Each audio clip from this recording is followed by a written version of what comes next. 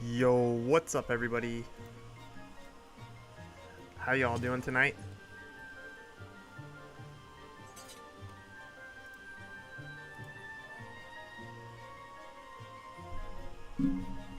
Alright, so just give me about 5 minutes before we actually start getting into this discussion. Yo, what's up Camelot? But you already know what's up. You already saw the stream title, and we're really gonna talk about this game. And the game has been out for a couple weeks now, so I think we've just spent a good amount of time playing it, and you could say like the honeymoon phase is starting to wear off, so we can start to look at the game more critically. I feel, at least I can, or I feel like I've played it enough to where I have a good idea of what I like about it, which is a lot of things, to be honest. Honestly, like overall I can already say this is an amazing game, but there are some design decisions that I do want to talk about.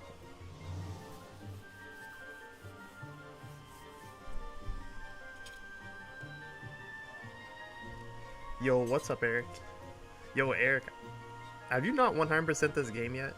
I feel like you've 100% this game. Yo, what's up Ranting Shinji? Yo, I want to show you all this weapon that I'm working on right now with Link. So I got this Royal Broadsword, right? It has the max base power that the Royal Broadsword can have, and the Royal Broadsword for Link is the second strongest base power weapon besides like the Savage Lionel Blade or whatever. But the best thing about this Royal Broadsword, like I only have it at 25, is it has two really nice hidden seals. So it has this attack speed plus hidden seal, which I got so far, and then its next hidden seal is like the auto critical hit on your Y string, which is going to be pretty nice paired with all the attack speed I have. So you can see like I'm decking this weapon out with attack speed right now. I just got to get 3++s, but yo, this weapon's so hype, and I can't wait to like just max it out.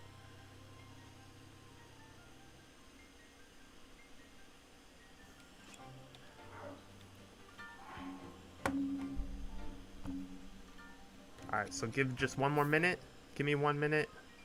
AFK, and then we're gonna get into this. We're gonna like really talk about this.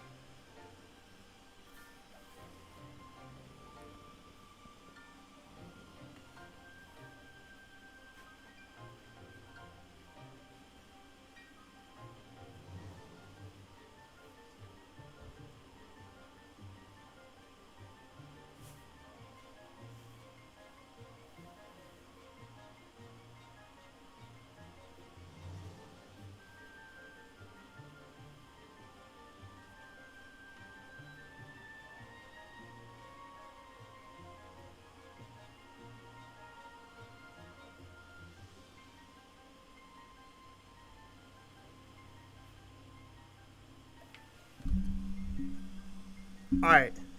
Yo, Camelot, calm down. Calm down, man. There's input delay. We gotta add a few seconds. Alright, so let's get into this. So we're gonna talk about this game, right? I want to talk about this game specifically as a Warriors game, right? Like this isn't gonna be like I'm not gonna focus too much on like the whole game as like the entirety of the game, or at least not like different things that like the story and stuff like that. But I'm more focused on like the Warriors side of this game, since that's what I play on my channel a lot. But yo, like let's get out here on the world map. First, I want to talk about the content. This is like an easy thing to talk about. The content in this game is really, really good. I feel like, because this game does something that I feel like we haven't had in a Warriors game for the longest time, right?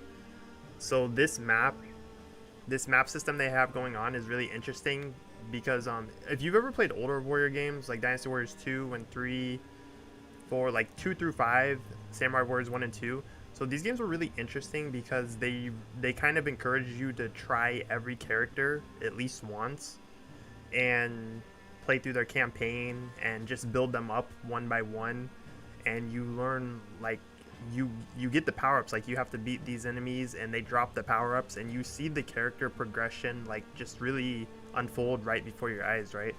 And that's what I like about this game, because it sort of brought this back after warrior games sort of just really streamlined progression. You know, like they just turned it into like really fast blurs of just leveling your characters up a lot and just like getting new weapons so quickly that you didn't really like, I don't know, it didn't feel as enjoyable as some of the older warrior games where when you got like the final weapon for a character or something, you were just like, yo, I got it, I finally got it, and stuff like that. So I really like the content and the progression system in this game, because you see your characters build up little by little. You know, you unlock a new little combo string here and there, you get like more hearts, you get these little things, and it kind of gives you that sense of like just really enjoying the progression. The only thing is that I was talking about earlier how the earlier warrior games, they really encourage you to play as every character at least once, and this game does that because they do have character specific missions, but that's about it.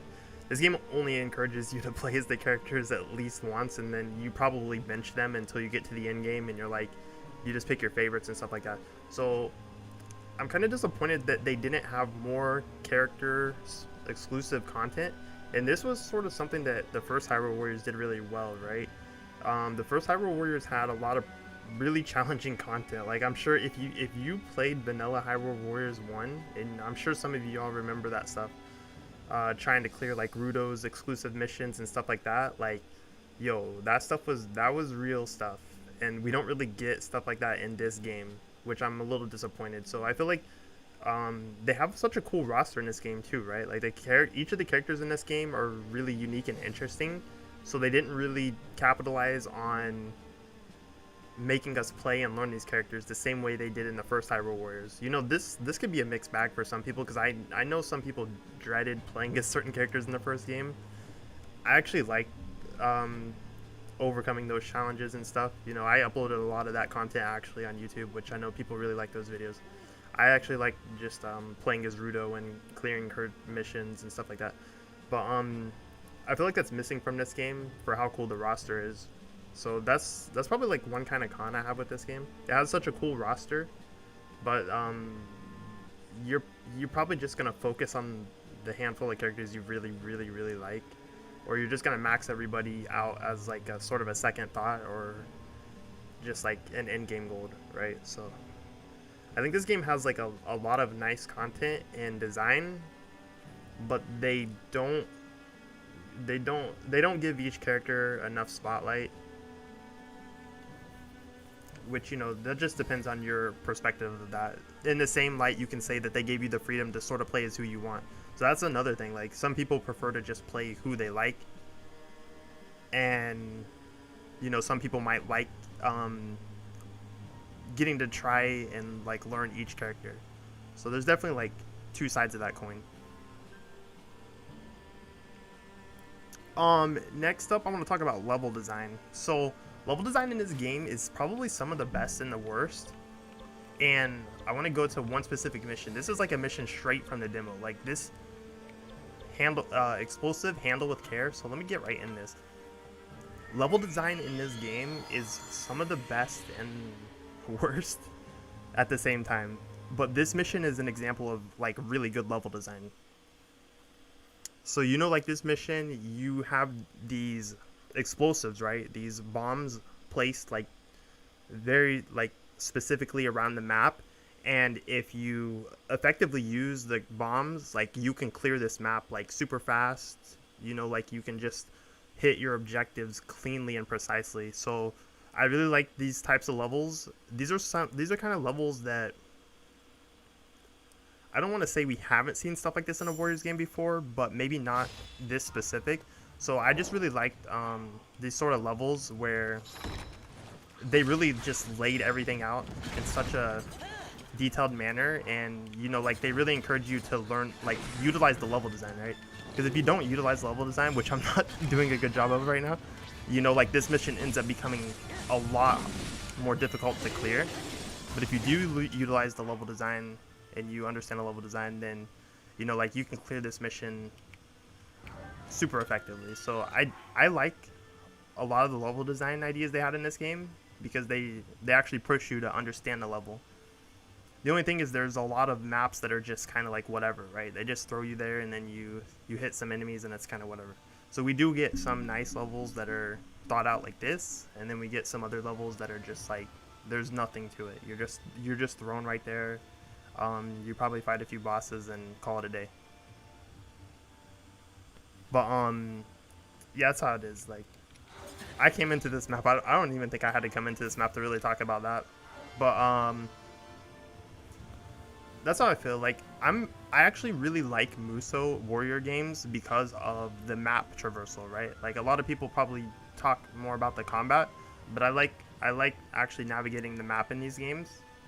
And I feel like some of the more recent Musou games have just like really sidelined the quality of map design just to focus strictly on combat. Which, I mean, it can be fine to a degree, but I do like when they really have like a good balance of combat and level design, because that's sort of one of the things that makes Musou games unique, right? Is they have these big battlefield style stages. That's what like really sets it apart from just an ordinary action game. So next I want to talk about the roster, which I already kind of touched on the roster, but so each character in this game is really unique, but they did something really weird in this game, right?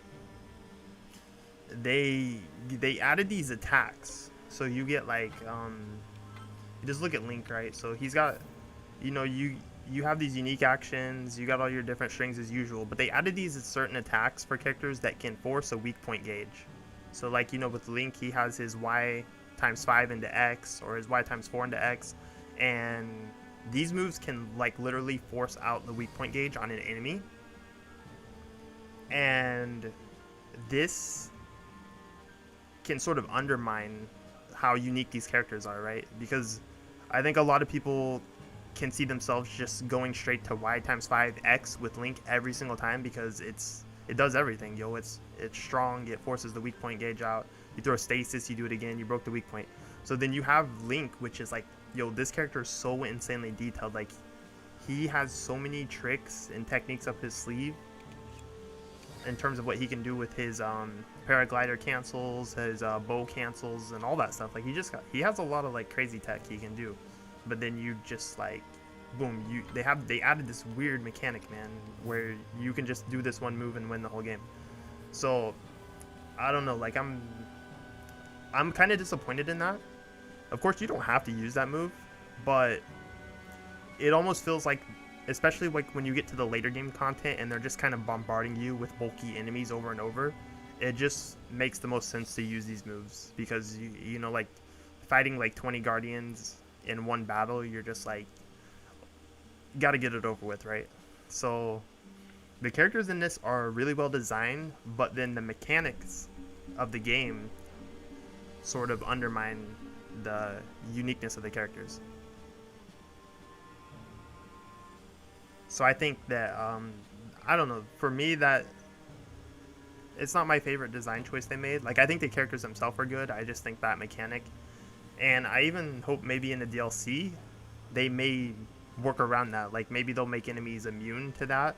Some of the stronger maps, they'll make the enemies completely immune to forcing out the weak point gauge with that. But I don't know, I think it streamlines the gameplay in a way that normally Musou games can get streamlined. Like, I'm not gonna lie that if you've played a lot of Musou games, there's usually a lot of like one trick or like one moves that are just busted OP, but it's usually not because they added a mechanic that just forcibly made that move ideal on purpose. Next up, I want to talk about post game. So I think I've already seen some people hit up on the post game. The post game here is lacking, right? it's like when you beat the game, there's a lot of stuff to do, but like if you max your characters out, right, like if you get your character up to level 100, you make a level 30 weapon with all the skills you want, like there's no content for that at all. Like you're just doing it just to do it. There's probably going to be DLC. I think there's going to be DLC, but I don't know. I even see this in Koei Tecmo games in general. This isn't even like just this game, but if you play a lot of Koei Tecmo games, they kind of do this a lot, right? Where they let you build your characters up to a level that's like just way stronger than the base game content. And then maybe later they release DLC that actually makes sense for that. But yeah, we're kind of sitting in a state, like especially in terms of like just even grinding your weapons up can be, I don't know, it can be kind of tedious because we're doing it without really knowing what's going to come in the future. So while it's fun to build up these weapons, it's a lot of work. Like, yo, I'm gonna talk about the weapons system specifically later on, which I actually like a lot of things about it. But yo, building up a perfect weapon, or like the weapon you want, right? Like to have all the seals, like plus plus and stuff like that, is a lot of work, yo. It's a lot of extra work. We already got a taste of that from the demo, just trying to build up like perfect weapons in the demo. But yo, it's crazy, yo. It's just a lot of extra work at the end. But let's talk about the weapon system since I got to that. The weapon system is like, yo, this, I don't know, man. The weapon system in this game, I actually love it so much, but at the same time, like, yo, it's so annoying, dude. It's so annoying. So the things I like about it is, I really like just the abilities in general, and when you mix them up, like, they really can emphasize a certain play style. You know, like, right now I'm going for attack speed. Yo, this weapon is dope, by the way. This Royal Broadsword, this is low-key, like, my favorite weapon on Link, because it has like the second highest base power of any of Link's weapons. Plus, one of its hidden skills is attack speed, as you can see here. I got that juicy attack speed +9. And the other one I think is auto critical. So yo, if you want to know like the weapon to go for with Link, besides like the Master Sword, this is the one. This weapon's like crazy. It's pretty sick. Once I get it to 30, I'm gonna pop off with the video. But yo, I got distracted there. But yo, like I like the ideas of this weapon system. It's just that it's so random. Yo, it's so incredibly random. There's like nothing you can do. Like I thought by like from the demo, I respected the randomness because that was early game, right? But we got to end game and they do nothing. They actually make it harder to get the weapons you want, right? Because you have regular seals, plus seals. So now you're trying to get plus of like one of something seals in a pool of like, this is crazy. Like I would have to see like the drop rate pools, but it's almost like you're like drawing in a gacha game. You're trying to draw for like the rarest units in a gacha game. It's just, bro, it's like so hard to get the seals you want. So I like it, and this goes back to the content talk, right? Like there's not enough in-game content to justify how much extra work you have to do just to get a perfect weapon, or a weapon that like your ideal weapon. But you know, the thing is, we don't know what the DLC is gonna be like. We don't. I mean, technically they haven't confirmed DLC, but I'm assuming like 99.9% chance there's gonna be DLC. But you know, the thing is, the DLC could like alleviate a lot of these things I'm bringing up, but we don't know. Like we don't actually know, and we're not gonna just wait for the DLC.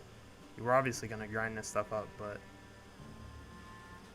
I don't know. It's a lot of work, yo. It's a lot of work. It's a lot of work that doesn't have like a current purpose in the base game content. Is the content in this game comparable to the original Hyrule Warriors after the story? I didn't hear many people talk about that. So this is a good question, and I would say that I would say strictly after the story, like after the credits, no, not even close. I would say both games end up being the same density. However, Age of Calamity just has that through side content throughout the game in general. Like strictly post, like since adventure will, I don't know if you would even say adventure. I don't know what adventure mode was scaled. If it was scaled strictly to be played after finishing the main story, or if you could play it in between the main story or not, if it made sense. I don't know. The main story of the first game was so short that it just made sense to beat that and then go play adventure mode. But I would say like strictly once the credits roll, there is a lot of things that unlock, but it's not comparable to the first Hyrule Warriors. So I think the first Hyrule Warriors kind of did a better job of just having a whole mode dedicated to playing the game. I think the adventure mode was a little bit better than what we get in terms of some of the side content here. I actually think like it's actually, the more I think about it, it's really hard for me to say what I think is better between Age of Calamity and the first Hyrule Warriors. I think I like a lot of the ideas in Age of Calamity better, but I think I like some of the content and like presentation pieces of the first game better. So it's kind of like if I could get Age of Calamity mechanics wrapped in like the first game's content, that would be like the perfect combination in my opinion.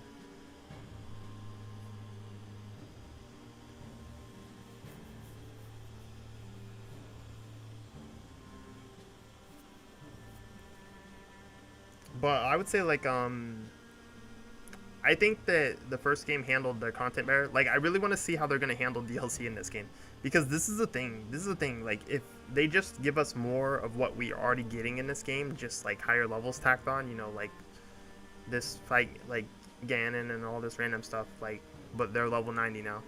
Like it's gonna be kind of weak, especially because you know we got characters like Impa in this game, and we already know that like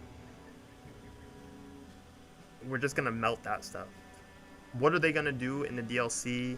What are they gonna do with the DLC to stop us from just like melting it all with a character like Impa and calling it a day? That's what I want to know.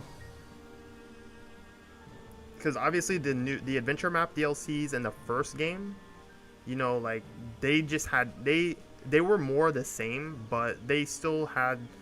But since the adventure map had like such a good design philosophy in a way, maybe annoying in some ways, you know, like when it came to the ranking system and stuff. But they never had to worry about that situation where like you just got a new adventure map and you just like melted it with one OP character or something, you know, because they already sort of had a system in place that stopped you from doing that. But in Age of Calamity, we don't really know what they're gonna do to like really make this DLC stand out from the base game content.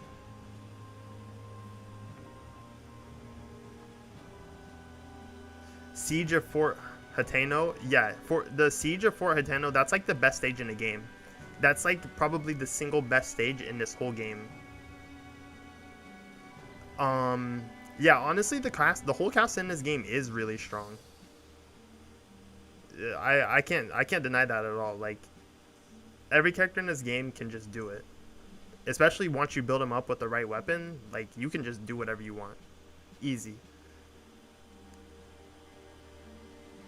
But I want to talk about the Siege of Fort Hateno, because that stage is actually like the best stage in this game, straight up. And I'm sure like if you played the stage, you'll probably already kind of understand why. But what it does is it blends. It's perfect Musou. It's perfect warriors. So you're on this map, right? You're on this map, and you have these objectives.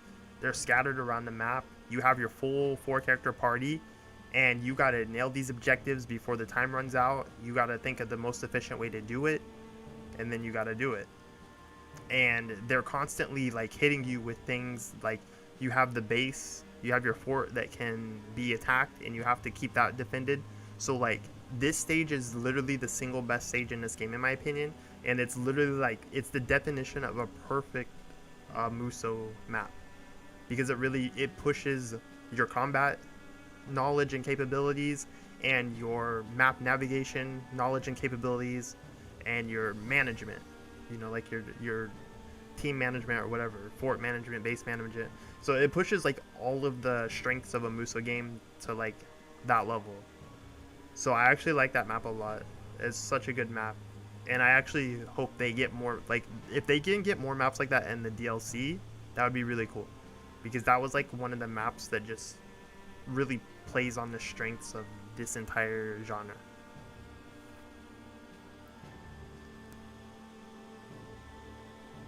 You didn't like that stage too hard? Bro, that's the best part, right? When it's too hard, that's when it's fun. Because you overcome that challenge. It pushes you. But yes, it could be an annoying stage. It can definitely be an annoying stage. I think probably the stage can be annoying because the rest of the game does not prepare you for a stage like that, right?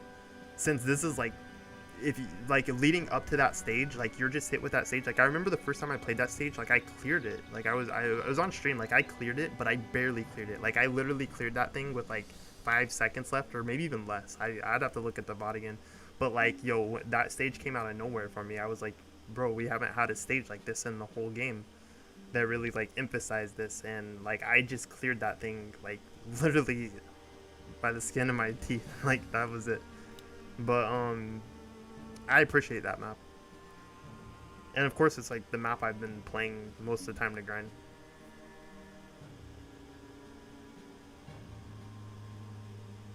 Yeah, if you keep Guardians out of the base, it's not too bad at all. Like you can you can slow down everything, but I think naturally try to play the stage fast in terms of grinding, right? Because it's a great grinding stage. I think it's probably the single best stage if you're just trying to grind up a bunch of weapons at once for a lot of characters. So you'll naturally try to push your limits just so you can grind quicker. The Great Fairies, yes. The Great Fairies have become a hot topic recently. I've noticed that. Like, honestly, the Great Fairies are really good, dude. Like, they're actually really good. And I would say it's almost not even... you don't even really need any particular tricks to making the Great Fairies good. That's a thing. The thing about the Great Fairies is they're actually... I think people just weren't playing the Great Fairies. People don't care about the Great Fairies. Like, for me, like, I played them when I first got them, and then I didn't touch them again until I was just exploring everyone in the end game. But yeah, once you get their enhanced ability, like, you can just push a button with the Great Fairies, and you're like, oh, this is really strong. Like, especially once you get like their enhanced ability. So it's almost not even like I feel like they're actually just straight up strong. It's just a lot of people weren't even playing the character, right?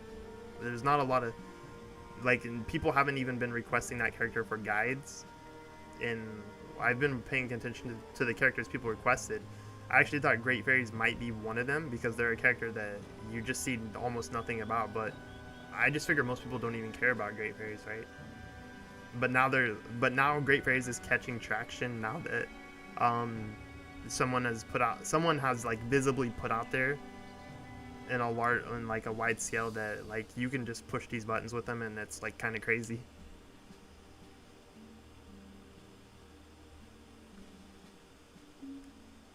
You just got rocked by the siege, bro. Get back in there. Don't let your fort crumble like a cookie. But yeah, the Great Fairies feel terrible to play out the gate, dude. They're definitely an in-game only character. I will say that right now. Like, the Great Fairies don't actually become good until they have their full moveset and their enhanced ability specifically. Like, you have to enhance their unique ability, otherwise it doesn't matter. Like, they're not a real character until then, in my opinion. So it's easy for people to overlook them because they literally don't become good until they have everything. What's my opinion on Revali vs Teba? Yo, Revali vs Teba is a good... I'm just gonna say Teba is like a way better character in my opinion. So I heard a lot of people talk about Revali being just godlike. And I played that character, and I was like, alright. I mean, he's not bad. I'm not gonna say he's bad, but I'm just like, you know, when I hear people say a character is just like really, really good, you know, like, I expect to like pick that character and just push button and like bam, like it's just like that, right? You know, like Impa. You know, Impa is like really really good. People did say people were speculating Impa was really really good in the demo. And as I played the character, I was like, yeah, this character is really good. When I played Rivali, I didn't feel the same way. So I think he's a good character. Like he's actually he's one of the better characters in the game. He's definitely up there in the top half. The only thing is that it's just like a combination of like it's a combination of little things that make him good. Like is his stasis lasting longer than most characters. Um, he just has like a couple of moves that can kind of get things done really efficiently, but I think that he's kind of missing certain things. Like he can't hit aerial weak points. I thought he was gonna like before the game came out. I thought he was just gonna be hitting those headshots, like those aerial weak points, like nothing. But I guess they kind of like knew that would be too easy if they gave it to us. So I don't know. Like I think he's definitely one of the best characters in the game, but I think Taba specifically is just like, yo, that character is nuts, dude. Like you press a button with Taba, and you're just like, you just watch things happen, and like you watch things melt. And his stasis, like the length of his stasis, is like, bro, like was that really necessary? When you pair his stasis with like his Y times 5 into X, and you're just like they had to know what they were doing. They had to know what they were doing when they designed this character, and I'm just like, bro, I think Taba's just a better character in my opinion. Though I've seen some people say that they feel like Rivali's a better character. I don't know. I mean, maybe when you get the optimal weapon for the characters, that can be a game changer. But I think Taba just like, bro, he's kind of nasty. He's kind of like just, you can push a button and things happen. And Rivali, you know, like he requires a little bit more finesse to be the character he is.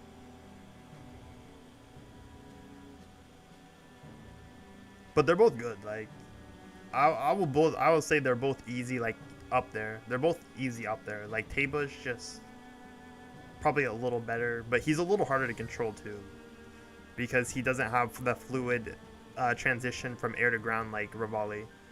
You know, like Taba, he goes airborne after most of his moves, but he doesn't have an actual flight mode like Rivali. So that can be a little annoying for Taba, whereas Rivali's just a much more fluid character in terms of transitioning between the ground and the air.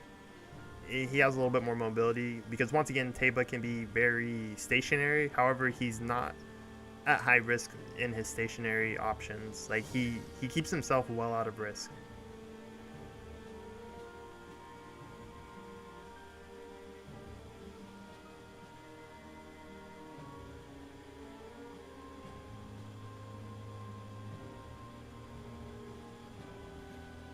Yeah, like that's one thing I want to mention about Taba. So the weak point gauge in this game, you see a lot of focus around using the weak point gauge, right? But there's a handful of characters in this game that can just they don't have to use the weak point gauge, and Taba's one of those. Like Taba's one of those characters where you could just build him in a way and just ignore the entire weak point gauge system, right? Like you could just run up to a guardian, stasis him, and then that's it. End his health bar. Like you could just end his health bar. You don't even have to even think about the weak point gauge. So I think those characters, like Rivali's not a character that can do that. Whereas Taba is. I think there's like the characters that can.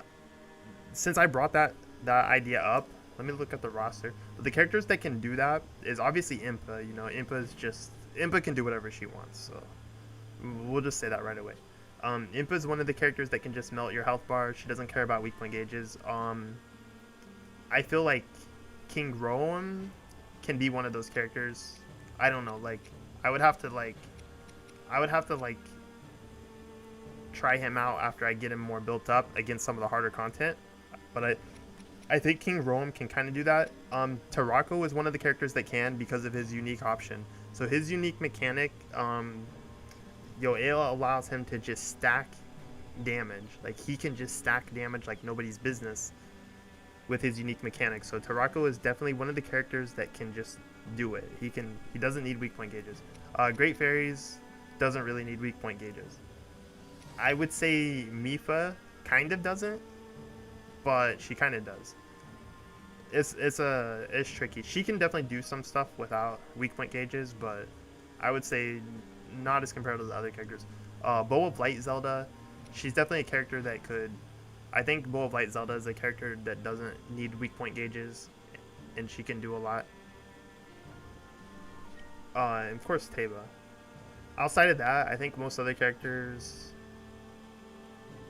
it's probably just better for them to get the weak point.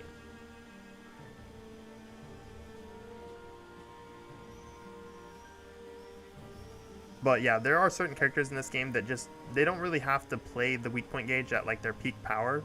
Like they can just go in there and kind of melt. I would say probably Link to an extent too, but I haven't really quite found the setup that I feel. I mean, the problem with Link is that even if he can play without weak points, is he can expose the weak point easier than any character. So you might as well just do it, right? That's the thing with Link is he can play without the weak point system, but he also can just expose the weak point so easily because of his bow. Like he's just got the moveset design that lets him get weak points for free. So it's like you might as well just go for it anyways. You know, like for King Rome, for instance, like him to get a weak point out is a little more work. You know, his move that forces weak points is like not always ideal to get to. Have I completed the final challenges? Yeah, dude, I've completed the final stuff. Um, Yo, what else did I want to talk about? We talked about a lot of things. I talked about the weapon system. You know, we talked about the cast. Um, oh yeah, let's talk about some of this. Let's talk about the. I guess you could say this. It's not really the elephant in the room. I think everybody knows it, but the frame rate, right? So the frame rate in this game it's consistently bad. It's like, yo, I mean, the thing is, it hasn't stopped me from enjoying this game and just playing the game and like enjoying the game for what it is, right? But you know, as it's actually kind of, I don't know, for me, for Nintendo to be like, yeah, this is like our flagship series. This is our, you know, this is like the game we're putting out to compete with like the next gen, because pretty much it feels like Age of Calamity in a way was like pushed out to compete with the PS5 and the Xbox Series X. I mean, obviously a single game can't really compete with the whole console, but you know, Nintendo had to do something. Like they couldn't just like let the holidays come up and have nothing. So this was sort of their answer to have like something out there for the holidays to compete with the upcoming next gen. And you know, it's funny because next gen PS5 and stuff are emphasizing frame rate and performance, and then Nintendo just lets this game, like this flagship named game, out, and the frame rate is like, yo, what's going on here, bro? Like you guys didn't notice this was like a thing? Like it's not even like the situations where it just gets bad under crazy situations. Like it's just consistently bad. But like I said, it never stopped me from enjoying the game, and it doesn't really like, I don't drop the games. I wouldn't, like, if I gave the game a score, I probably wouldn't drop I wouldn't drop it because of the frame rate, but it's just awkward, right? It's awkward no matter how you look at it, like that they let this game out and they didn't really like see that. They didn't even try to add like a performance mode, right? Fire Emblem Warriors had a performance mode. You could have a cinematic mode or performance mode. Also, Fire Emblem Warriors just ran a lot better, and it felt like Fire Emblem Warriors had a lot more going on as well. So that's just like that's a lot of weird things going on there. Because I was like, after playing Fire Emblem Warriors, I was like, yo, this is actually like a really good running Warriors game, and it's on Nintendo Switch. You know, I expected the Switch of all consoles to have like a poor running Warriors game. Fire Emblem Warriors was like, yo, it ran really nice, and they actually had performance options. So it's really weird that the frame rate in this game is what it is.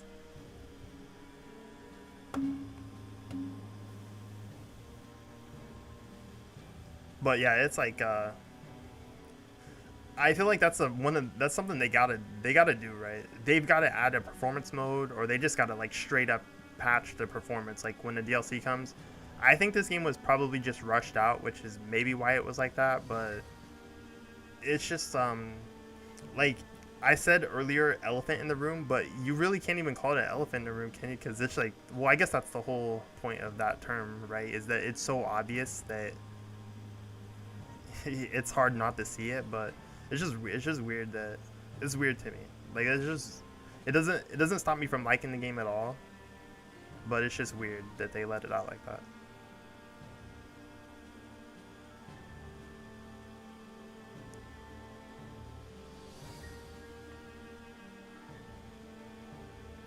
Hestu needs some kind of UI for his Koroks. Yeah, I could agree with that.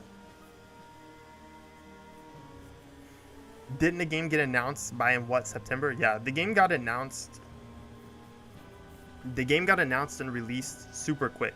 I mean, I'm sure they've been working on it for a while.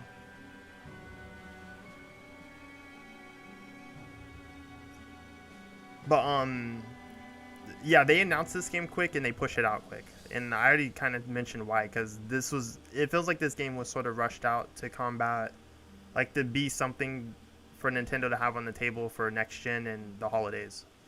So I feel like this game probably wanted to have like another 3 or 6 months,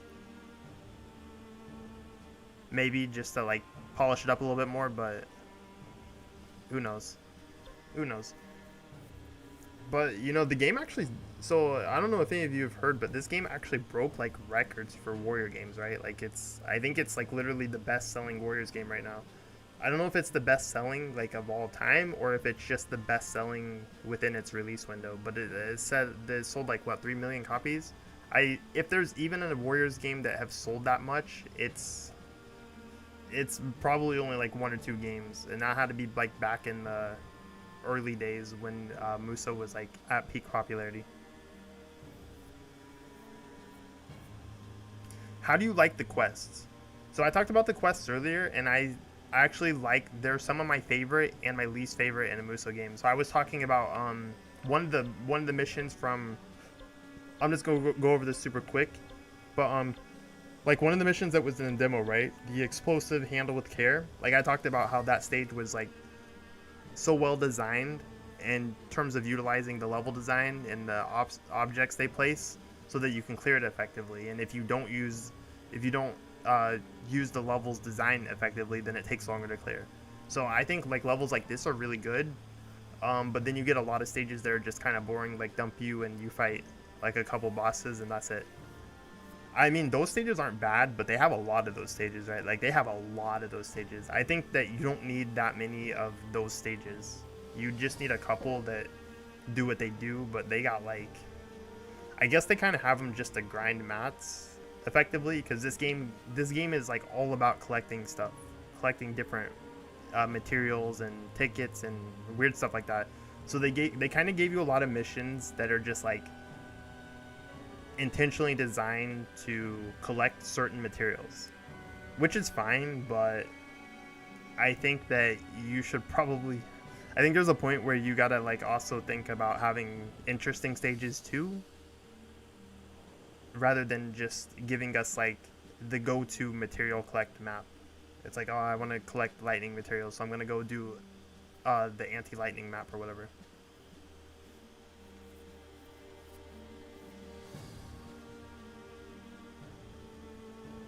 I still haven't found the stall arms drop yet for Link. Don't know where they drop. What is that? We never got to meet Link's family? Yo, that's interesting. I never thought about that. But yo, like I don't know. I want to see how they're gonna handle the DLC, because I think in the DLC they can just do whatever. They can go wild, right? We already got like all of our core kind of missions and fundamental missions in the base game. They did a great job of that, of just covering like the fundamentals. So I feel like when the DLC comes out, they can just they can go ham. Like they can just really focus on making interesting, like more interesting, more engaging map design and mission design. I mean, they already have some in this. It's just kind of few and far between. But they can focus like solely on that when it comes to DLC, since they already have a lot of the fundamental stuff.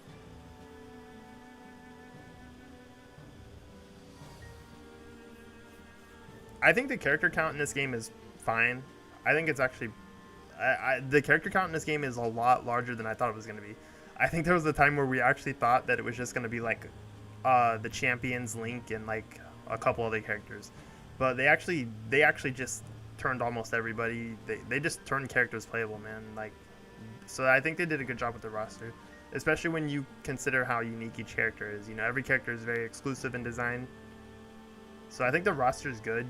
More characters will always be fine in my book, but the roster is pretty nice. I think if they're gonna do more, I would like to see them maybe get a little fancy. You know, I know this game's Breath of the Wild inspired, but I would still like to see them just like get out there and do something a little not Breath of the Wild. You know, just for the sake of like surprising us or not being like so predictable in design.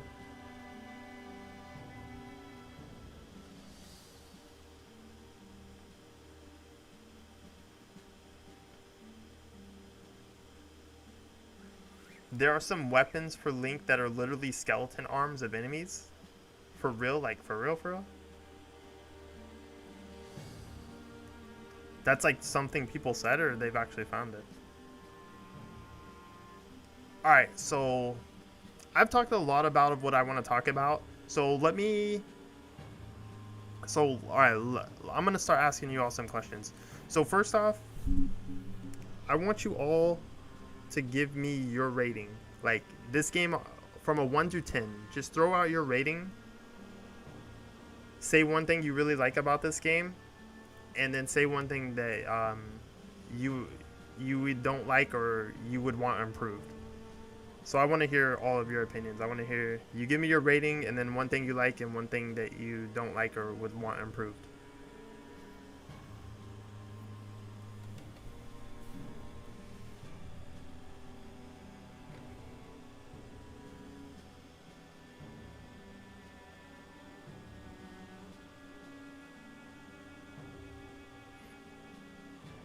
Alright, so I see Caleb here with an 8.5. My man is using the decimals. Not an 8.8 though. Almost an 8.8, but not an 8.8. 7 out of 10. 9 out of 10. One thing I like, seeing Hyrule in a non-destroyed state. I think it's nice. I think it's actually pretty cool because we don't get to see this kind of idea in Zelda, right? Where they actually explore different timelines of the same like game specifically. 9 and I only played the demo, bro. I respect that. I respect that. You know, I spent 35 hours on the demo and I don't regret a second. Bro, I played the demo more than I played some games I spent $60 on. So, I respect that. 9 for me because this is the first Warriors game I've played and I enjoyed playing all the characters, all of them. Beautiful. Bro, so I hope you check out some other Warrior games in the future because they're a blast. But I'm glad you enjoyed this. Yo, that's a beautiful rating and I'm glad you got to experience Warriors because that's what we're all about here. We love our Warriors. 8.3, fun experience. Hold on. I'm losing my chat here.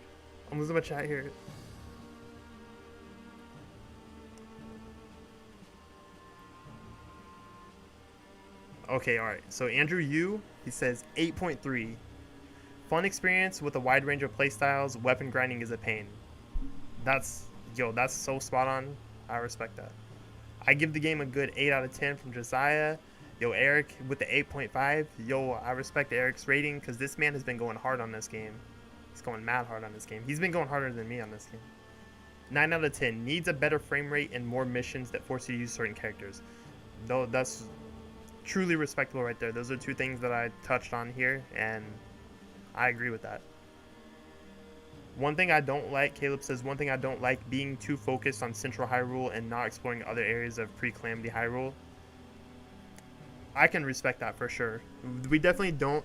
Yo, I actually like really, I don't know, like I definitely enjoy like the Gerudo region a lot, and I feel like we didn't get enough here. This is my favorite region, just straight up. Like I'm a Gerudo fanboy, so like I wanted to see more of this region. No lie, it's my favorite region. It also has like one of my favorite missions too. Yo, Ryoho with the 8.5. Like how unique and powerful each character is. I'd like to improve frame rate and add more full stages as side quest content. Yo, that's the perfect rating and perfect reasons as well. The cast in this game is great. They did a great job with the cast, and yeah, I agree. Like, just more full stages besides like the main story quests would be nice. You know, they have a couple. Like, yo, they have a couple of stages. They have a few stages in this game that are just like bangers, dude. They're so good, but it's so few. They got a lot of definitely filler-esque stuff going on. Yo, G Kim, my point is 9. I like all character designs. I don't like the loading speed and alternate universe thingy. Yo, so the loading speed, I mean, I'm right there with you, dog. I'm right there with you. Especially after playing PS5, Musou games on PS5. Yo, the loading is, bruh, it's brutal. And, okay, so this is sort of an sort of more specific to me, but, you know, I'm a content creator, right? And, you know, like, sometimes I gotta like restart the stages because for whatever reason I didn't like how I was playing or whatever, or I'm like working on my guides and stuff like that. And bro, when the loading times are this brutal, like, geez, dude, like there's times where I just don't even want to make a video because I'm like, I don't want to have to go to the loading screen. Like the loading screens are they actually like demoralize me from making videos sometimes because it's like, dog, they last so long. It's rough, dude. I mean, it's kind of a hard fix though because these games just are what they are. They're huge maps. The alternate universe thingy, you know, like this is it's a hot topic. I can't deny that it's a hot topic, and I can understand that a lot of people were really looking forward to seeing like the actual canon, literal past. Instead, they kind of did something different, right? So I personally had no problems with the choice they made, but if they had went with what would have been canon, that would have been something out of the ordinary that we usually don't get in a game, like in terms of its ending, right? We rarely see like endings that are just not favorable for your heroes. Okay, what else we got here? Tropic Marine says, I really like how they made the combat feel more dynamic than the original Hyrule Warriors, and they combined elements from Breath of the Wild, like the runes and flurry rushes. I agree with that.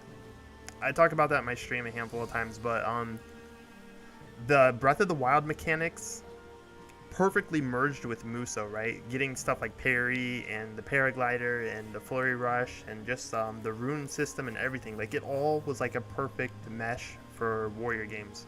So I respect that right there. It's a great choice. I'm not very alright. So Alex 93 said I'm not very far into the storyline, but I definitely would enjoy better frames. I agree. Yo, what's up, Kyushu? Popping in to say yo before I head to work. 9 out of 10, and I love the combo diversity in the characters. Straight up, dog. I agree with you there. The characters are like they're spot on in this game. They did a great job with the roster here. Osman said 9. The combat design is incredibly iterated, but for bad, I guess the frame rate. And there's more good things you want to say. I feel you there. I feel you there. There's a lot of good things to say about this game, dog. The frame rate, you know, I think everybody wants better frame rate, so that's respectable. And I would even say in a lot of ways that's one of the worst. It's actually a great thing that can be one of the worst problems about this game, right? Is the frame rate.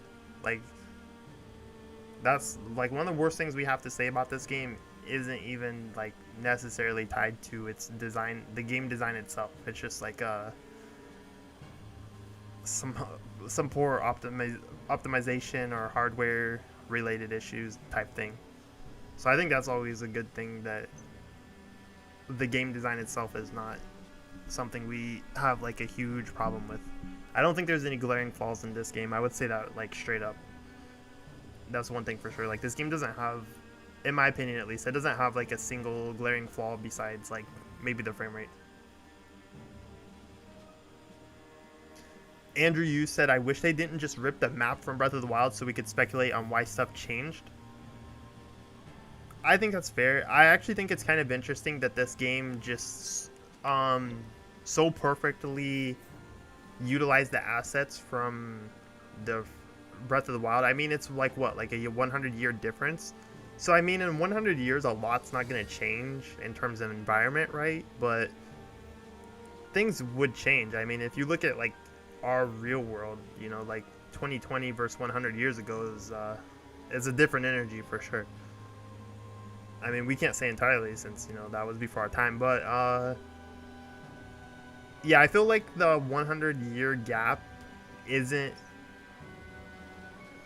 it's not like too obvious. It's not like too well presented in some ways.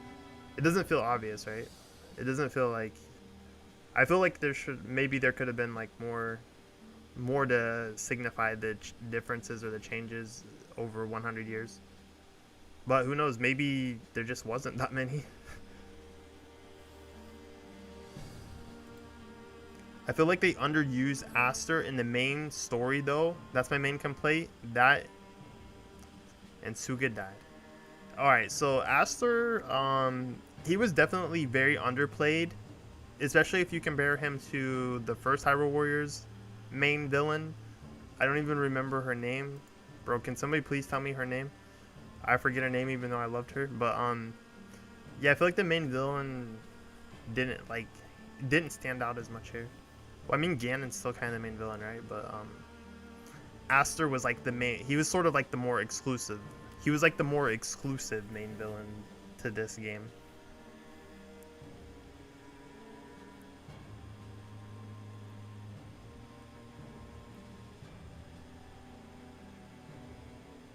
You find it interesting they changed the timeline?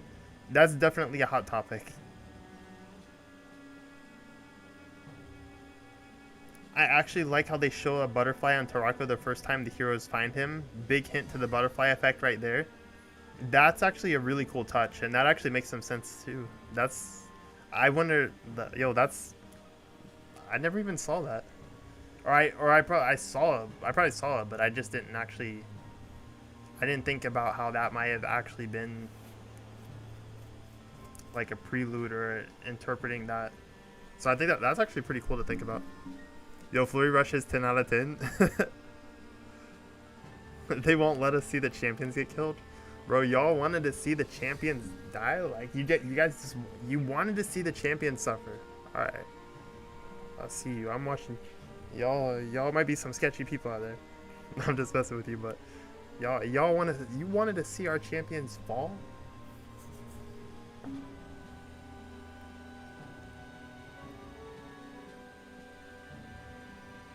The game gives justice to the characters in Link's Master Sword combos and Ganon's bite attacks.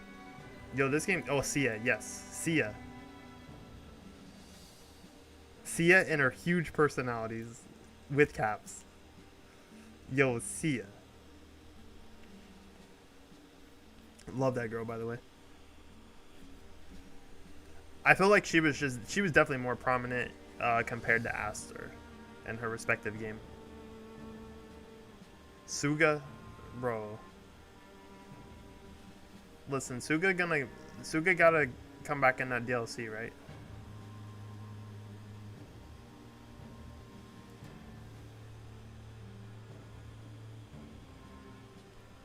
Yo, Julius, I skipped your comment. Yo, let me go back.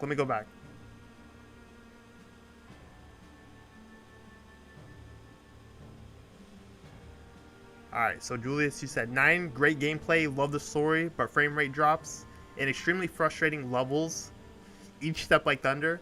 Okay, yo, I can respect that. Yo, there's some stages in this game that are like, they make you feel some type of way. I can agree with that.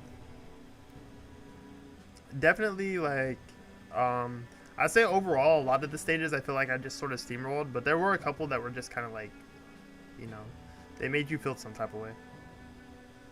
Ravioli best character? Yo, beef ravioli though? Or just cheese ravioli?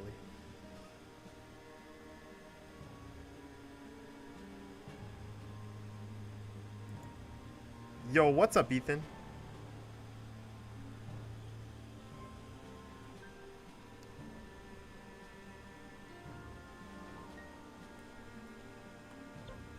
Suga survived according to the ending when you revived Tarako.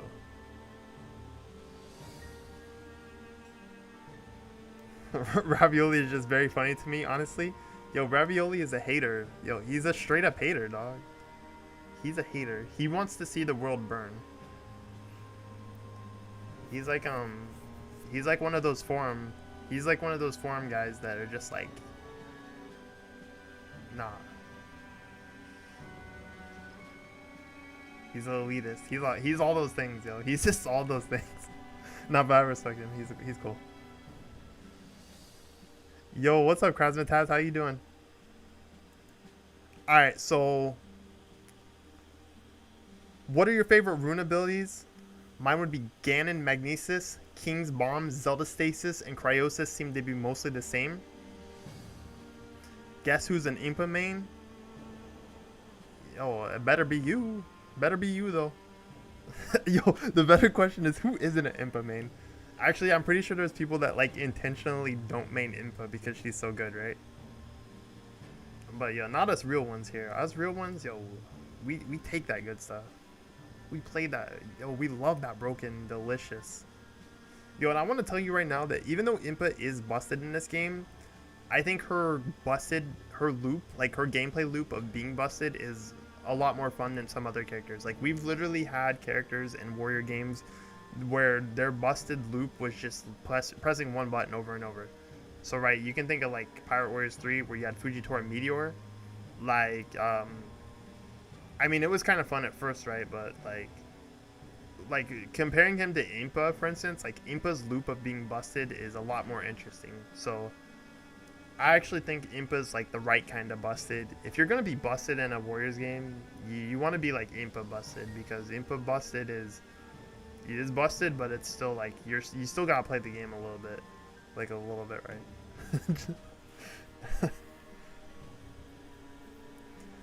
Yo, Tarako is, I respect Tarako, right? Tarako, you have to play like, you got to do like the grips, right? The claw grips. You gotta hold your controller.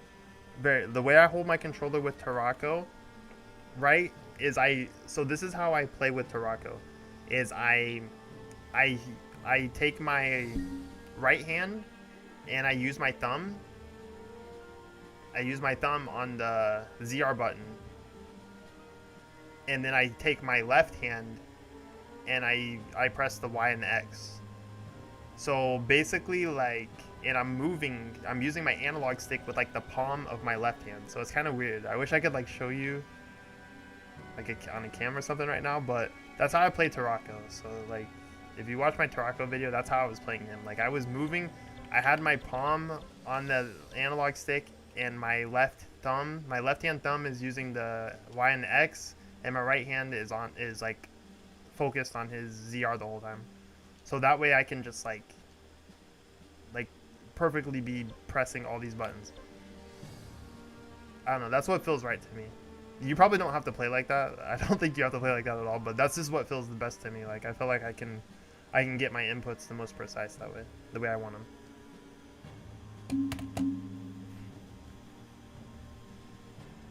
But yeah, you should charge Tarako's beam. Don't spam that. The only time I would spam it is like maybe on his YYX, because he does this spin, right? And when he spins, you can get some AoE laser. So you can do like you can get like, if you want to be like crazy optimal, you can do like the full charge, and then you can do a couple like quick shots, and then you can do another full charge. So there's some like interesting situations where you could squeeze in like weak shots in between your full charge shots, but the full charge shots are largely better. They just deal better damage.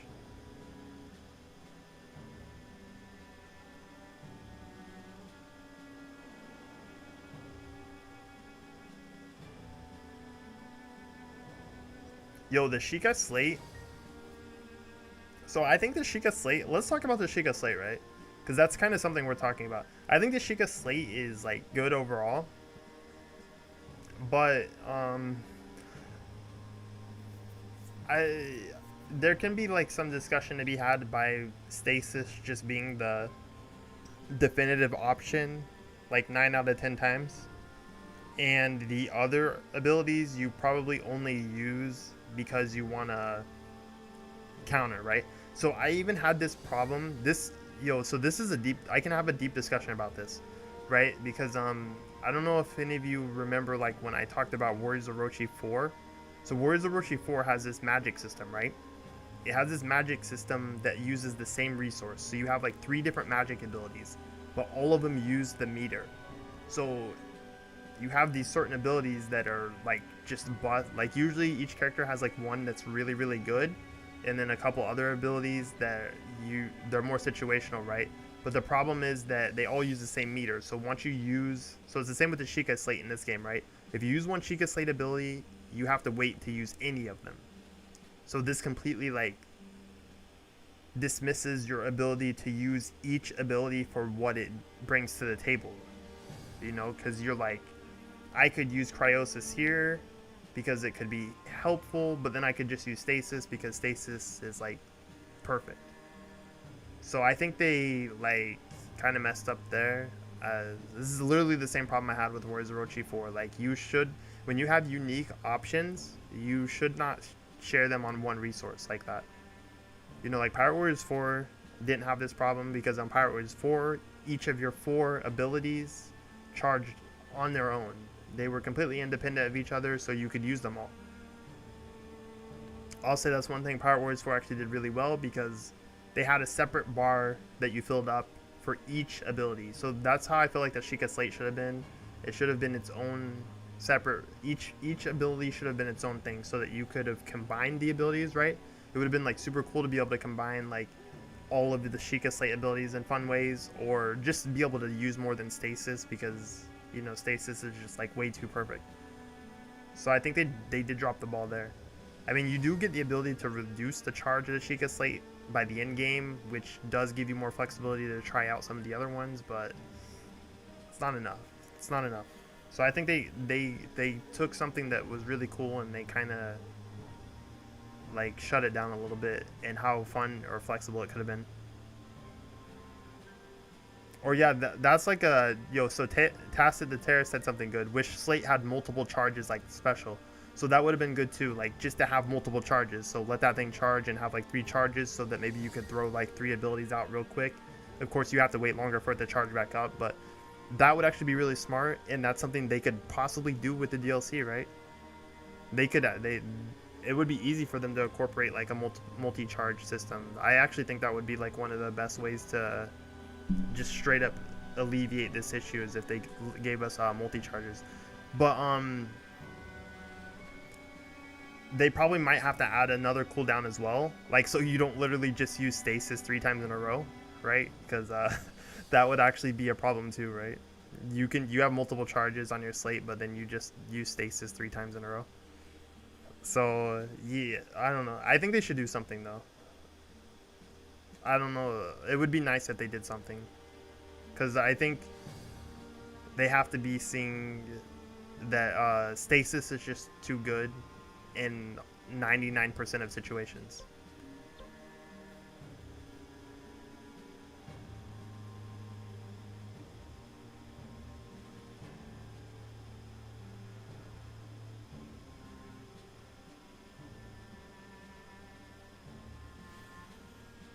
How did you 100% the game so fast? Are you talking to me or someone in the chat? Because I know I haven't 100% the game for sure. I'm very close though. But I don't think this game's hard to 100%. Like, I think 100%ing this game takes what? Like, yo, let me see my playtime. Can I see my playtime right now? I don't think this game's like it's long, but it's not like, yo, I got 86 hours right now. So I have 86 hours of playtime. I had 35 of these hours is from the demo. 35 hours from the demo. That means I've played the full game for 50 hours. So cut like my 35 hours from the demo down to like 5 hours, and that means that like I realistically played like 55 hours, and then I just spent 30 hours grinding in the demo. But This game's not too hard to 100%. Like it's like a good RPG, right? The kind of playtime you get out of your standard JRPG, I would say, in terms of completing the game and then 100%ing it.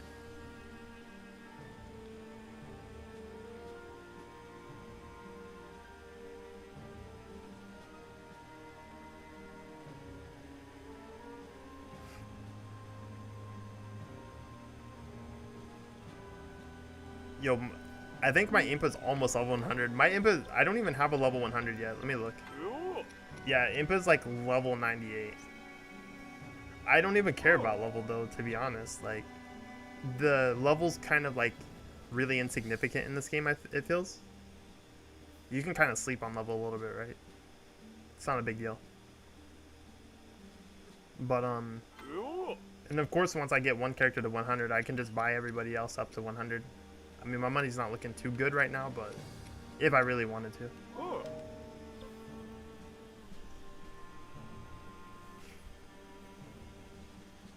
Yeah, it's easier to 100% this game because you don't have to worry about the ranks. The ranks was like, that actually was a game changer here.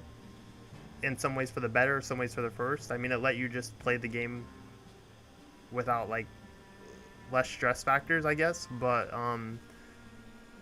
I don't know, like, I think the rank system wasn't bad in the first game. I just think the way they handled the damage part of it was like, it was really awkward, right? Because there were certain characters in the first game where it was like their moves were just kind of really they were slow to the point that you just expected to get hit playing as them sometimes, right? There were certain characters, like some characters you could play like Link with his sword, Master Sword, he could play without getting hit easy. Like, it was just easy because his kit was perfectly designed to just not take damage. But there was other characters, like slower characters like Ganon and Rudo and I don't even remember some of them names, but Bug Girl and stuff like that. Some of the characters that were just a little slower, like you kind of expected to take a hit here and there. Because their playstyle it was sort of a byproduct of their playstyle. But I think that was the one thing that made the ranking system really obnoxious in the first game, was how they handled damage.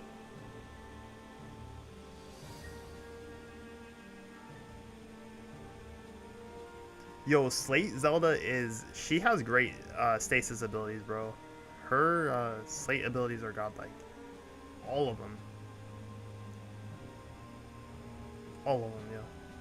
But they should be, because she has the slate, you know. It makes sense.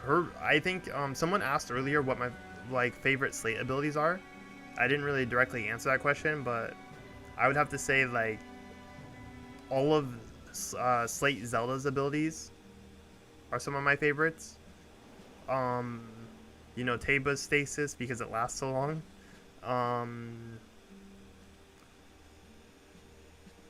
Let me think.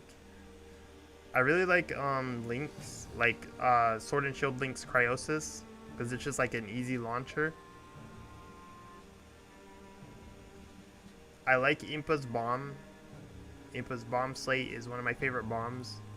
I also like Sidon's Bomb. Yo, his bomb is like so fun to use, dude, and it's actually really, really good because you can dash cancel it.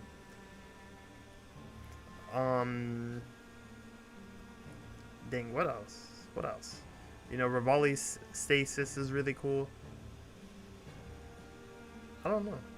Outside of that, like, I'm trying to think of, like, ones that I actually do use. And I'd say that's about it. Like, for other characters, I don't think I use a lot of them. Like, I think Mifa has a cool bomb slate, but I don't use it. Even though I think it's cool, I don't actually use it. So there's a lot of the slate abilities I actually think are cool, but very few that I like genuinely use. Like I'm actually like, yeah, I'm gonna use this ability.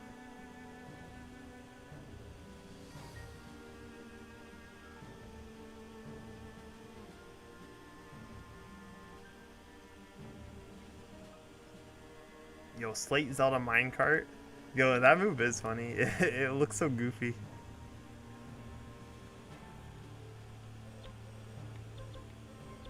anyways, I think that's about it. Does anybody got anything they want to say? Any questions they want to ask, or anything they just want to add? Otherwise, I think that's it. I think I'm probably gonna just do a... I'm actually gonna...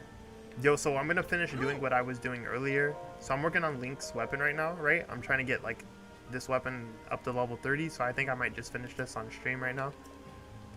Do a couple missions, and I don't know if I'll finish it. It just depends on if I get enough drops. But yo, let's do this. The Siege of Fort Hateno.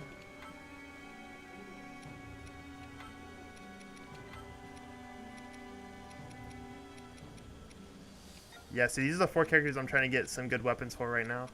I got Link, Impa, yo, Sidon, my boy Sidon, and then Great Fairies. I'm trying to get a good weapon for them. I'm not even sure if I really want to get a good weapon for Great Fairies or not.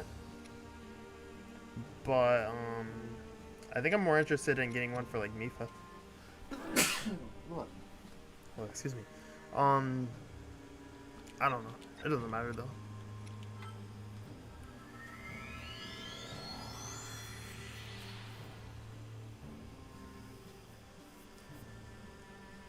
The base value of my weapon is 75. Yo, so this is like... Yo, oh yeah, let me talk... I talked about this weapon as soon as I started this stream, but yo, let me talk about this weapon and why I'm like this weapon is my everything right now. This is gonna be like the first weapon that I'm putting like my heart and soul into. But Link's 2 strongest base stat weapons is the Royal Broadsword, or the Lionel Savage Blade or whatever, which is like 76, and then the Royal Broadsword, which is 75. So what I'm building up right now is a 75 Royal Broadsword. So I got that. Yo, I'm hype, and I'm especially hyped for this weapon specifically because of its hidden seals. So its hidden seals, they have the attack speed ++, which is the one I currently got unlocked. Let me pull this up. Yeah, so this got the attack speed ++. The next seal is the auto critical or whatever. I don't even know how this ability works. I think from what I've read that like when you do your full Y string, it'll automatically expose the weak point gauge, right? I don't know. Maybe one of you know. But yo, this weapon's nuts, dude. I think it's probably like, especially because I'm looking for attack speed weapons specifically. So I'm like sort of trying to get attack speed weapons the most. So this is like one of the best in the game, it seems like. Really high base power, and you get that juicy attack speed ++.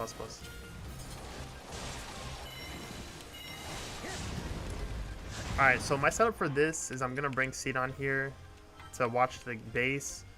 I'm going to take Impa down here because there's like more obnoxious enemies here that I'm going to use her special to clear. And then Link is he's going to go up here and take this area because this is just a little more 1v1 focused. So it's not too bad for him. And then Great Fairies, I don't really know what they're going to do. They can help Sidon, I guess. They're just like there.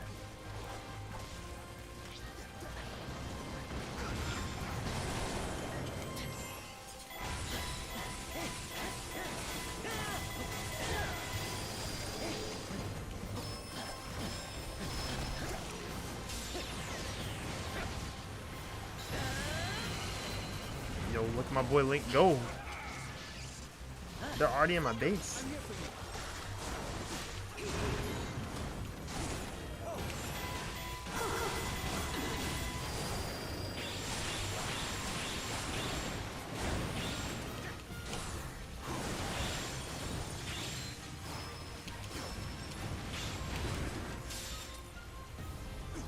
Yo, I love Sidon. Like, Sidon's just like he's like my favorite character that isn't Link or Impa.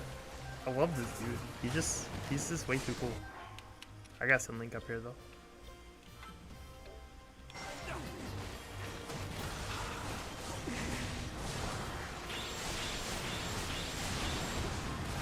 Give me some special. Let me switch back to Link. Yeah, I'm taking like a big detour right here.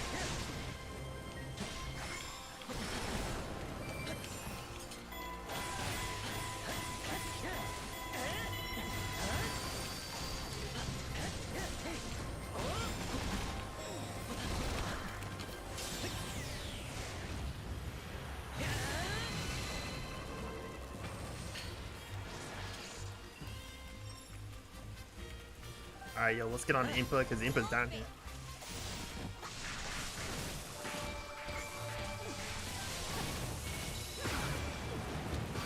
Oh my god, yo, he came in. He just came all the way in.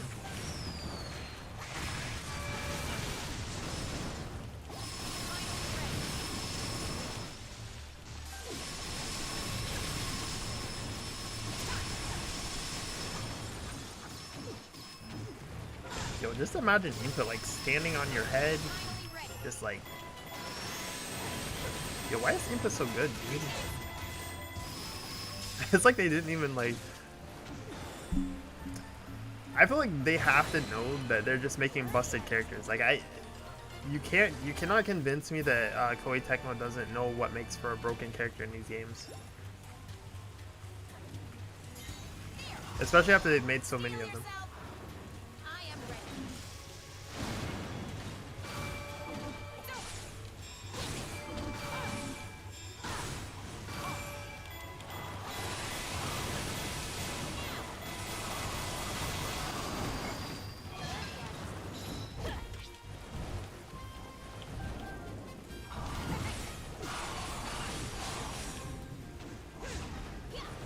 Alright, let's get on Link up here.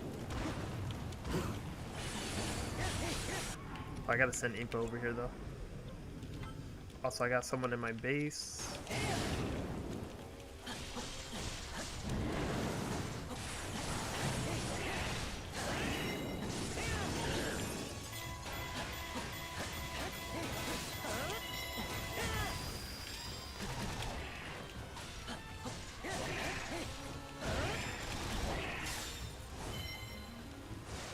Yo, having high attack speed in this game just feels like way too good.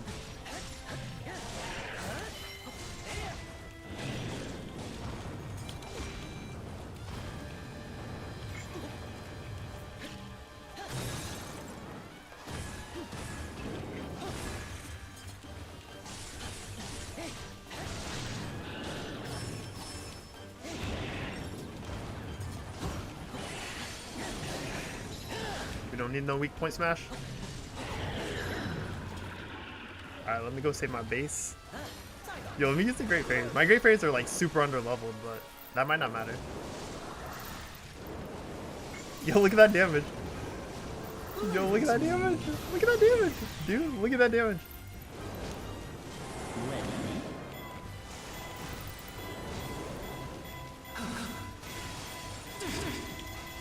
Yo, we gotta get him with the perfect finisher. Bro, look, my Great Fairies are like level 51, right? They're like super under leveled for this mission, but that didn't even matter, dude.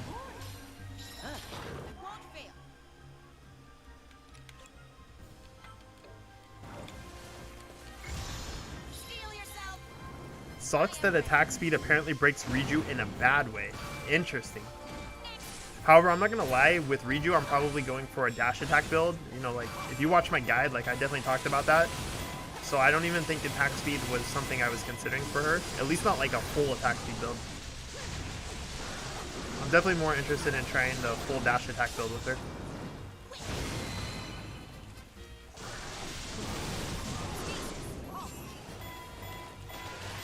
Yo, so you see the strategy I'm doing right here is what I'm doing is I'm putting my back to the wall so that Impa doesn't get pushed back by her attacks.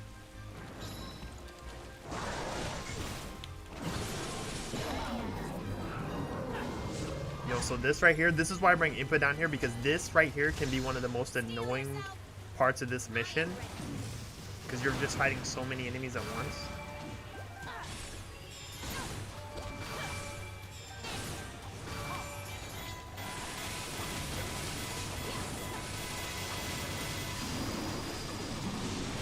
Yeah, we don't even need that weak point smash.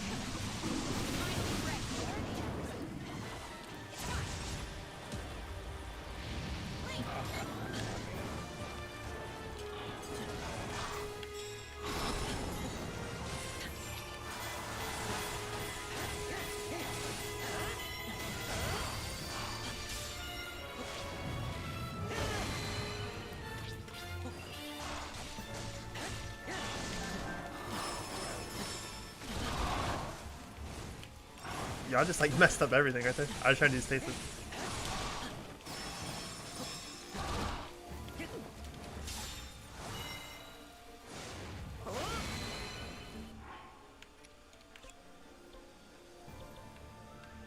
Alright, what are we gonna do with Impa right now?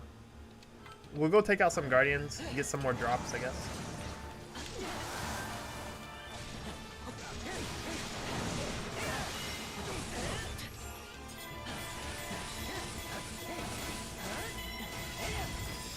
Yo, can you headshot Aster?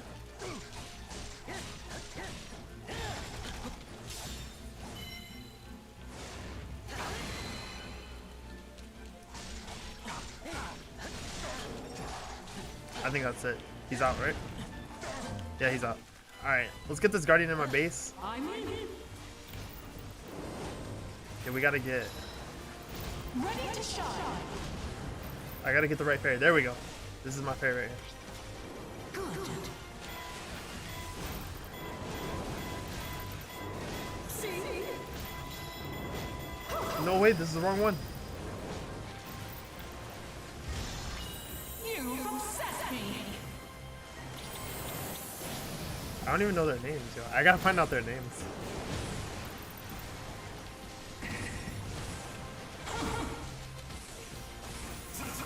The one with the pink hair, yo. The one with the pink hair is... This one right here. This is like the busted one. Yo, that attack is like so good. Holy crap, dude. Nice. That wasn't so bad, was it? Dude, I love how underleveled my Great Fairy is, and they just like melt things. Steel yourself. I am ready. Yeah, I can only imagine that like a maxed out Great Fairy is probably up there as one of the best characters in the game. Like probably like a top 5 character. Assuming everything plays out correctly.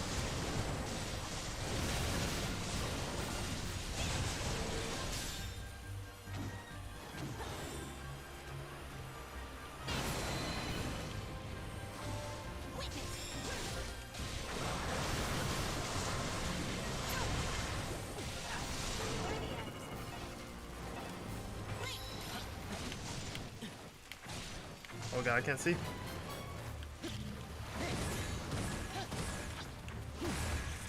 I really didn't hit that, huh?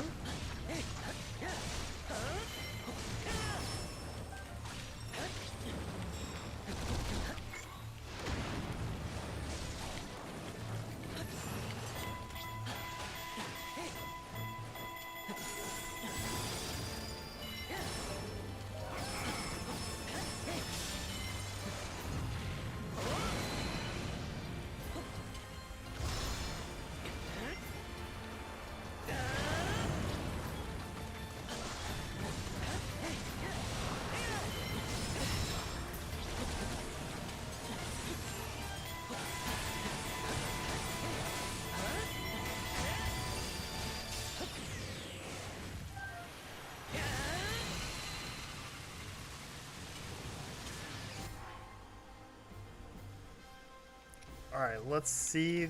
Let me put Impa somewhere. Probably start moving Impa towards the middle. Though I do want to take out a couple more Guardians. But I gotta get Impa towards the middle for the Ganon battle. Leave me some maybe. Oh god, no. I'm gonna lose my fairy. You obsess me.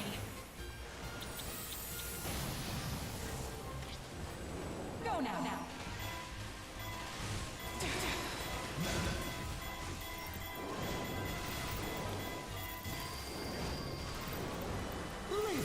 Yo, I love it, dude. I love it.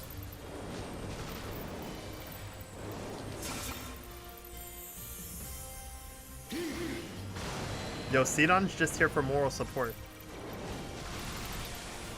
Good.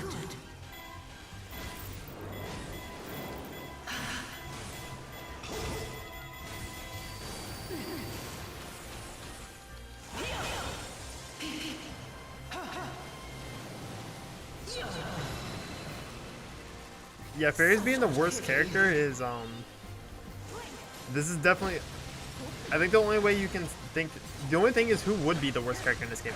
So the real question is like, who's the worst character in this game? That's a hard question to answer. I'm not gonna lie. However, I think most people only say fairies are the worst character off of first impression. I don't think they're the worst character though. But I do think deciding who the worst character is actually really hard.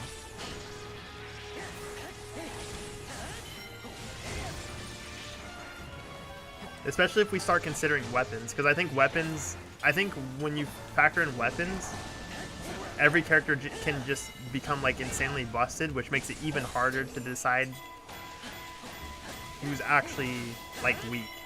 Because a lot of characters' weaknesses can be covered by having the right weapon, I feel like.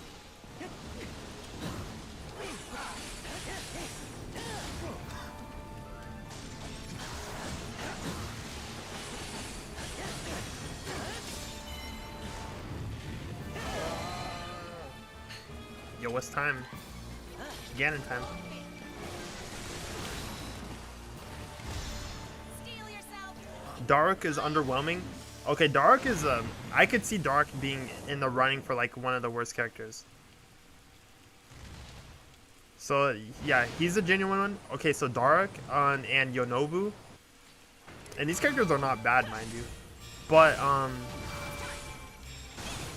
so Yonobu, because of his RNG factor, this like RNG automatically makes you like inconsistent. So I think like his RNG can affect his ability at time. And Dark, of course, you know, like he's just one of the characters that has like a combination of undesirable traits, it feels like. And his unique mechanic I am ready. doesn't like benefit him as much as some other characters. But he's still like a nice character. That's what makes it hard, right? Is because Dark's underwhelming in a lot of ways, but he's still nice. He still works. But yeah, I can see him. I think Dark is like a genuine running for like actual worst character.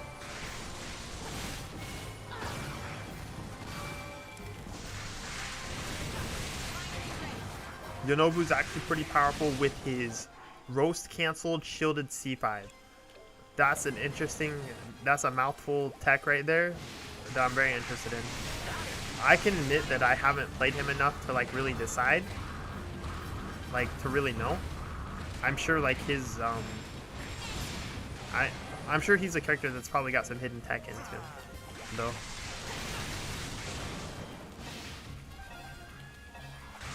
I was like the only reason I would even think Yonobu's a bad character is because of the RNG factor in him. Like his moveset's actually really good. It's just like that RNG element means that you can't like do a 100% consistent setup like 100% of the time. But you know, maybe people already got some tech for that to work around that. Steel yourself. I am ready. It's time. Don't worry. You obsess me. Yeah, any character can be good, you just need to know how to use them. Yeah, that's pretty much a pretty true statement. So I think a lot of what tier lists even truly come down to is like which characters just have to play the game the least, right? That's like probably the best way to put it, right? So that's usually what, in a warrior game at least. When you talk about tier lists in a warrior game, you're like, every character can actually be really good, but certain characters can just like, they basically just don't play the game. They can just bypass playing the game in a lot of ways. They just have these moves or these mechanics or these options that they just like defy everything in the game. While there's other characters that are really good, but they still have to like actually play the game to some capacity, if that makes sense.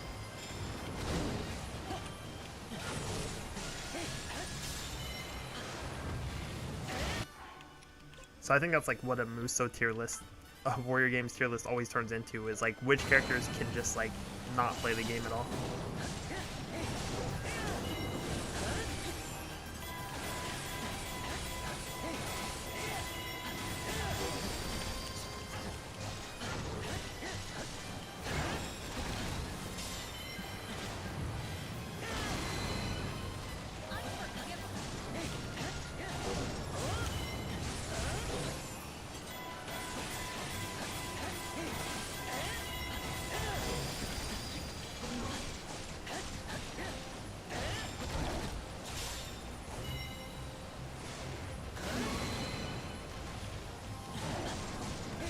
Yo, imagine that's all Link needed to save Hyrule. He just needed attack speed.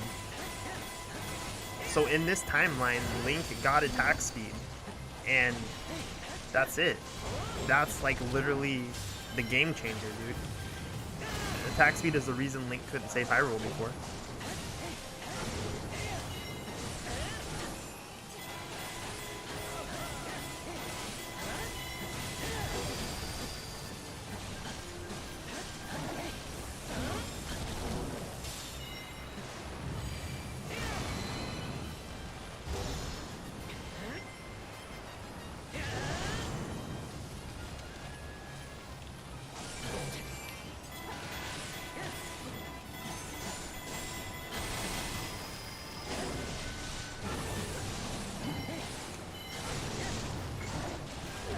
Oh my gosh, yo.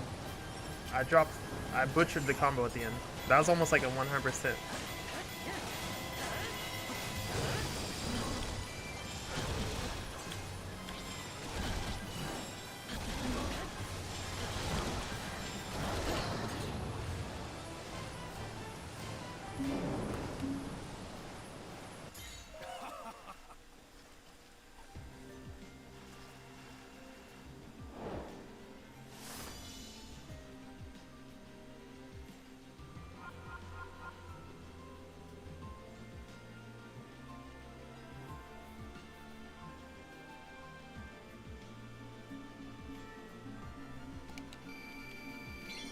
Yo, let me see. Yo, my Great Fairies are leveling up.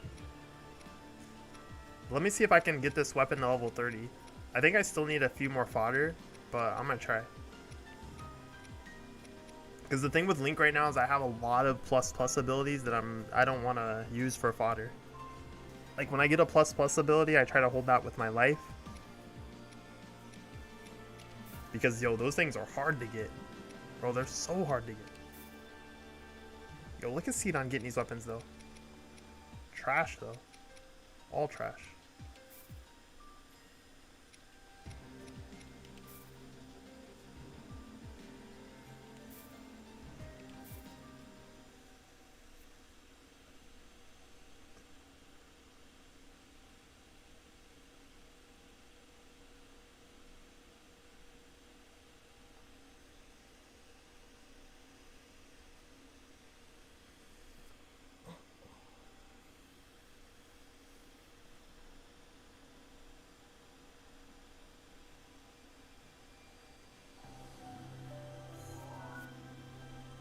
Yo, I let Calamity get in and play at the end though.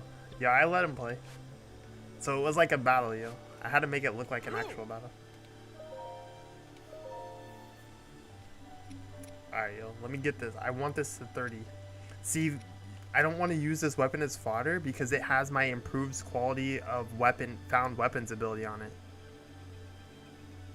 But it's a good fodder weapon right now. I mean, not a good one, but it's like if I have like no patience to get other fodder, because that's a good ability. But at the same time, I don't know how much longer I need this ability for Link. I do need to get a good two-handed sword, and I do need to get a good spear. And I'm thinking it's the Royal Halberd for Link that I want to go for next, because yo, that has like strong attack plus on it and attack speed plus, which is pretty godlike combination for this spear. I think probably like one of the, from all the weapons I saw for this spear at least, that probably sounds like the most desirable one. There was like one that has lock on damage up. I think it was it for the spear or two-handed? I don't know. It was either for the spear or the two-handed. I think it's for the spear though. That sounded kind of nice, but the other ability on that weapon wasn't so nice. Alright, so let me, no, I need this. That's got a plus on it. Yo, let me just throw my Master Sword, bro. I don't need this thing. I don't want the Master Sword.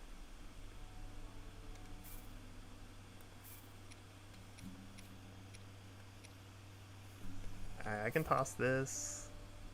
I don't need regular attack plus. Don't need that. Damage at full hearts plus. That can go on my Master Sword. Regular attack plus. I really don't know if I need this. Like, I feel like I'm just holding on to it because it's plus.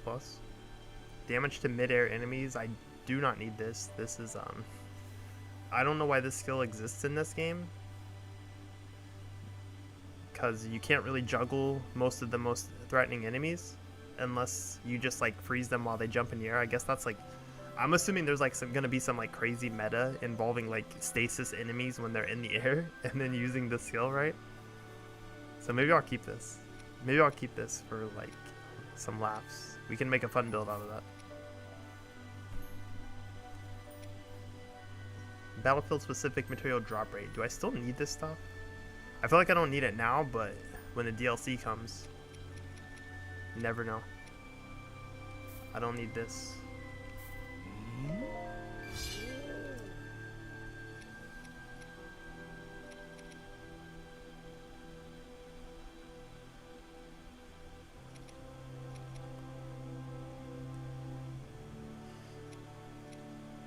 Bruh.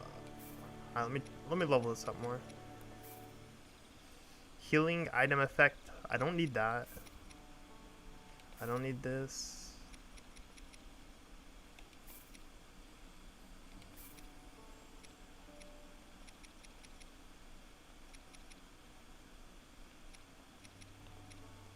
Do I need this at plus?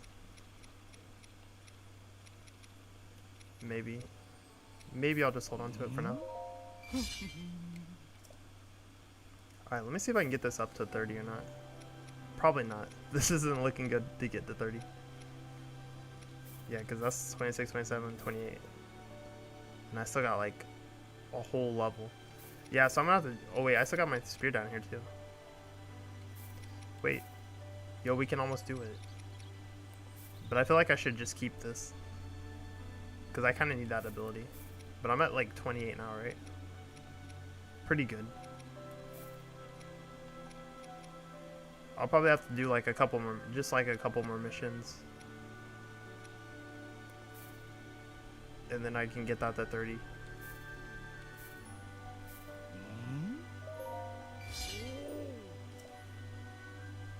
Yo, I love this weapon.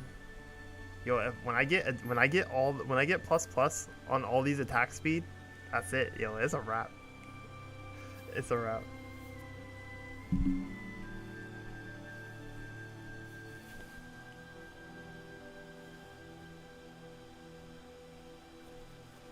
Would you mind going into meditation with Yunobu at some point to try out his roast canceled C5 to see how silly it is? I will try that out right now. Not going broke in this game is very challenging. I haven't went broke yet, yo. I'm thinking the demo for that, but I'm very close to going broke, right? I'm very close. I'm getting close. I'm getting closer rather than further. When push comes to shove, I can do it. Yo, that's the spirit. Yo, my man's wearing like a whole like rock diaper. That's what it looks like, dude. A rock thong or something.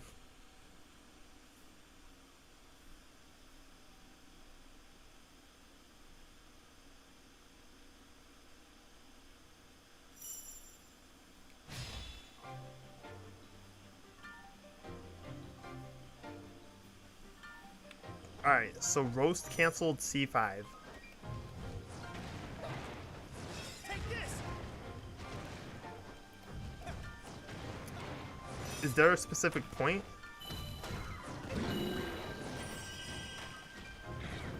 Yo, is that it?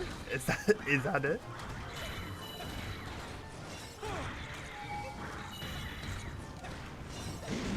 You tell me how tell me how this roast canceled C5 works, or like is there a certain point? Is there a certain way to use it?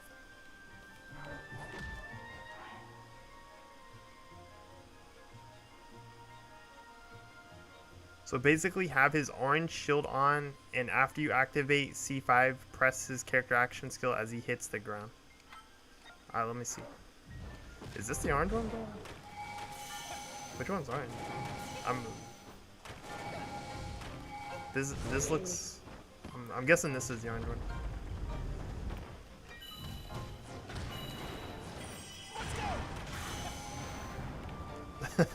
Is that it? You just bathe in the... You just like dine... in the hands.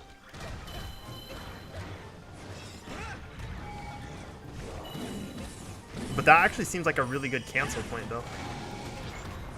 Because you can, yeah, you can like get, like that kind of shields you while you're setting up your next attack. So I actually like that. That's actually, that's a very, very smart cancel point for the C5. In terms of like really optimizing your next setup.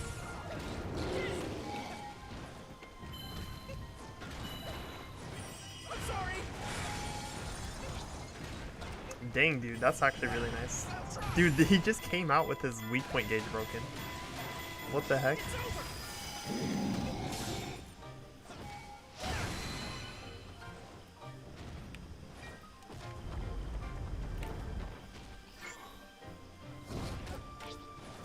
Alright, I respect that. That's actually some pretty respectable tech right there.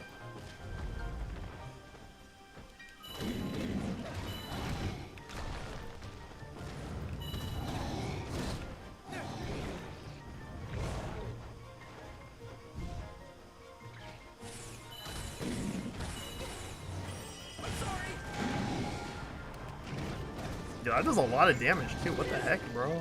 That does a lot. What the heck, dude? That does so much damage. Bro, that's like, that's a big deal. What the, bro, what the heck is that? Are you kidding me, dude?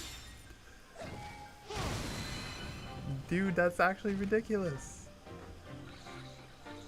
Yo, look at Ryuho in here with this legendary tech. Dude, this is like the kind of tech that makes a character.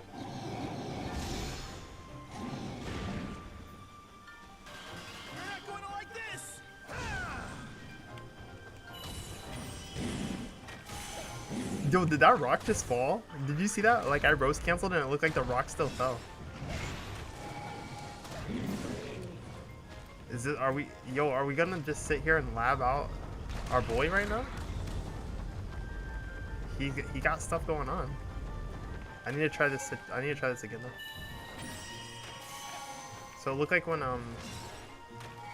so when he throws that rock out, you can actually just, roast cancel it, and it looks like it still hits. I don't know if it does like the same amount of damage as when he punches it, but we'll see if we can find that out right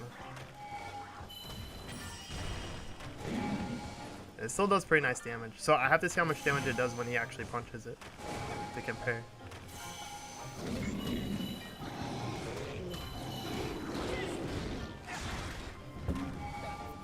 Alright, here we go.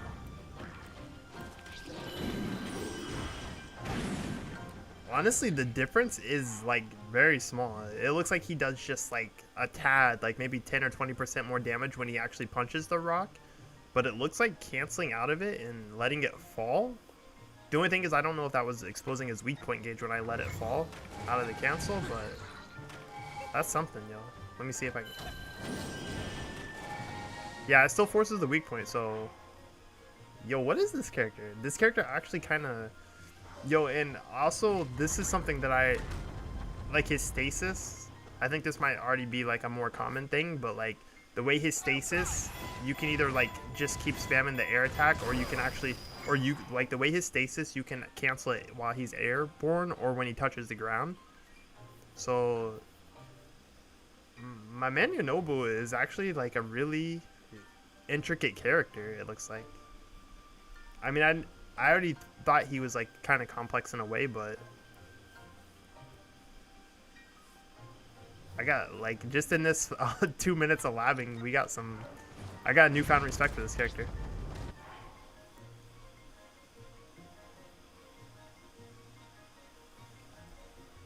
Yo, what's up, Kenso?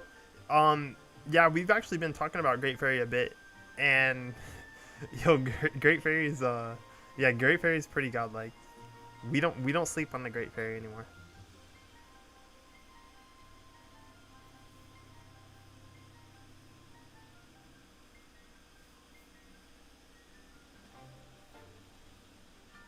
What would you say is Yunobo's best shield? Yo, one of my favorite attacks with Yunobo though is that the YYX, right?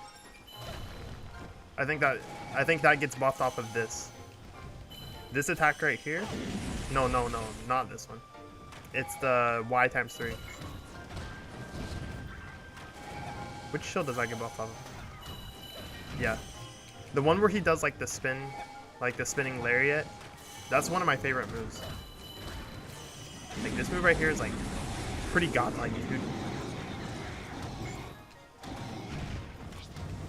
So I have to say like this, but since Ryuho just showed us that new tech, then it's, I'm actually feeling like every shield's kind of godlike now, because this shield for the Y times 3 into X, this is like a really, really good move. You know, the infamous yellow shield where you can just do C1 and bring up their weak point right away. Like, that's really good for that. And then of course now we really got the meta for this shield. So we got two cancels off this shield now. So we got the hold on, yo, give me that shield. Alright, there we go. Yeah, so we got the YX, and then we can cancel early and let the rock fall.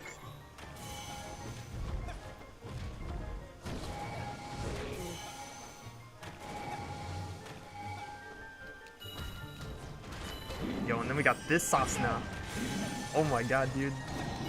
Yo, I love it. I love it. Yo, so all his shields are looking kind of nasty right now. It's hard to say which one's the best. I'd probably say that setup though is probably the strongest, like that Y times 4 into X. That seems like the single strongest setup he has. That's crazy, dude.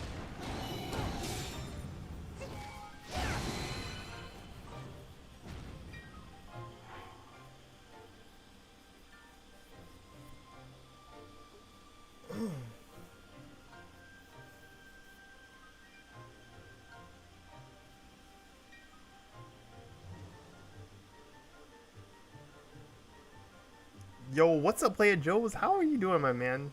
How are you doing? I'm glad to see you playing this game, though. Almost at that 100% though, and you're enjoying it? Bro, that's what I like to hear. Like, yo, this game is so much fun. You know, I definitely talked about this. I definitely talked about a lot of the issues I had throughout this stream, right? But none of these issues really, like, stopped this game from being fun at all. That's one thing I can say, is that I had a lot of little issues with this game, or things that I would like to see changed or improved possibly, but yo, I love this game. This game was just, it's honestly like it's made it into like my top 3 favorite warrior games of all time. No lie. Have a feeling we are getting a Unobo video soon. I mean, I have a good reason to do one now. You might be tomorrow, yo. So get your roast ready, because we're going to be feasting.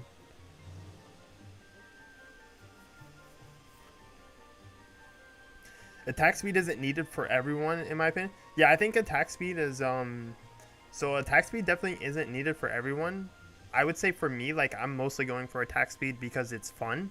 Like, I think it's just fun because it lets you get some interesting setups going. But there's definitely a lot of characters that don't need attack speed. Like Riju, I would definitely, you know, I talked about this in my guide, but I would definitely look into making a dash attack build with her. That's what I'm trying to finish with her right now, at least, because her dash attack, bro, that strong dash attack is actually kind of ridiculous. Like, it's already one of her best moves before even having any of the modifiers. So I can only imagine that after you get like four plus modifiers, like, that's gonna hit like a truck. Yo, the training mode, the training mode is very lackluster here, I'm not gonna lie. Like, it's better than Warrior Orochi 4's training mode, but you know, like, a lot of people talked about the training mode, about how it was gonna let you practice things like parry and flurry timings, but the only enemy you can practice them against is the Moblin. And the Moblin's, like, probably not the one you really need to practice against, because you start fighting weird enemies later, like Aster and just some other enemies that have like moves that are especially Lionel, dude. Like, We need to practice against a Lionel because some of those moves, like to find the parry and the flurry timings on them, are very tricky in the heat of battle.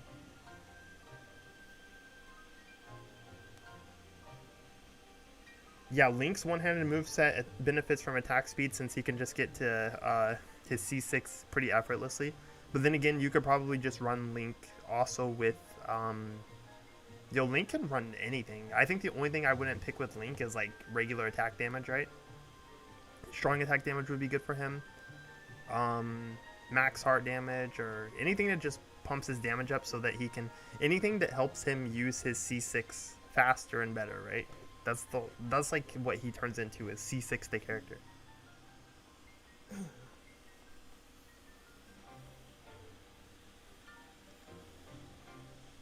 Yeah, Rivali and Teba, I would definitely look into just buffing their damage. Like Teba, because you look at like Teba, like his little rapid fire move, like you don't need attack speed, man. You just want to dump more damage into that.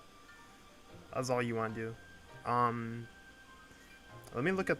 I need to like actually look at the roster. So like Yunobo here, right here, like Yunobo, I think with some of this tech we just looked at, I would probably be more interested in pumping up his strong attack damage rather than going for attack speed. Because I feel like if you pump up his strong attack damage enough, he could probably just like start one-shotting things right straight up.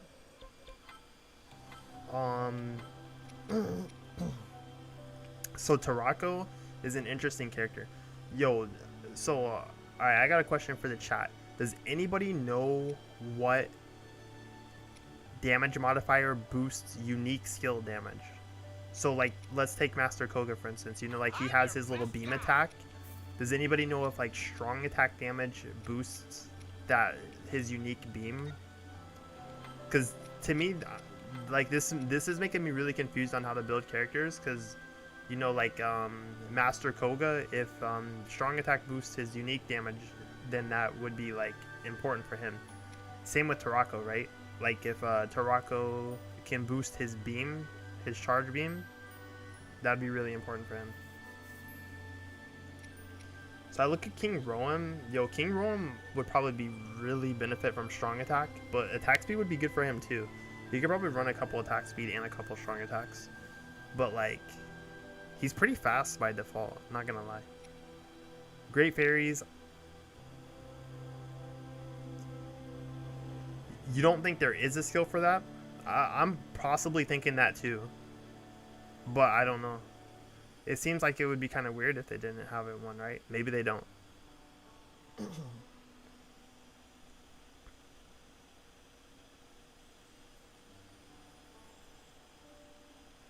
Damage under 30% and damage per 100 KOs. Those kind of skills, yeah. That just like flat boost your damage. That makes sense. Yo, I have to play Maz more since I've got his full moveset. I haven't played him. So Sidon here. Yo, Sidon would definitely be like an attack speed or a strong attack character. Or Bosa. I feel like attack speed would be nice for her, but strong attack would be nice too. Yo, a lot of these characters, I feel like you just go a strong attack or attack speed. That's what it feels like. But then you have these unique cases like Mifa or Rivali or Teba that can use mid-air attack. You know, Riju can use dash attack. Impa can use anything. Yeah, Impa is definitely like the most flexible character in this game in terms of skills, because I think you could build her for specials, you could build her for weak attacks, you could build her for strong attacks, attack speed. Yeah, Impa can definitely like actually benefit from everything.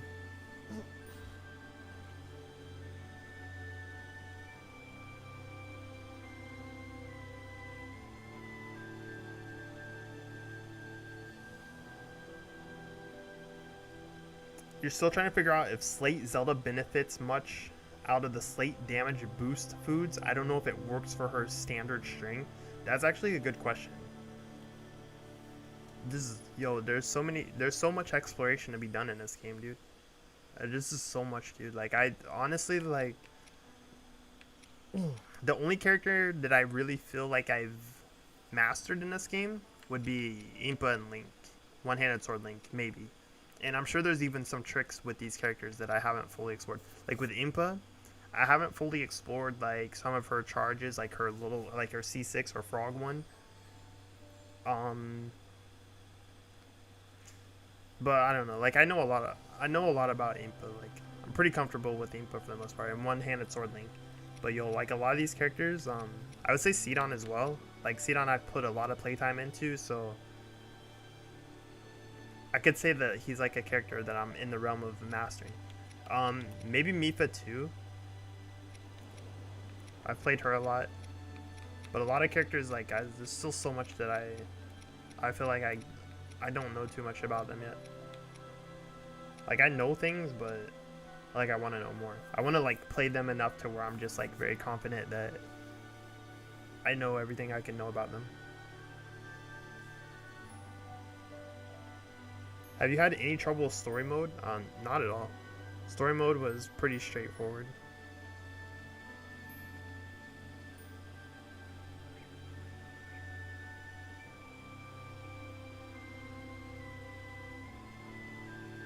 Just out of curiosity, why do you pronounce the names differently? I don't know. That's a good question.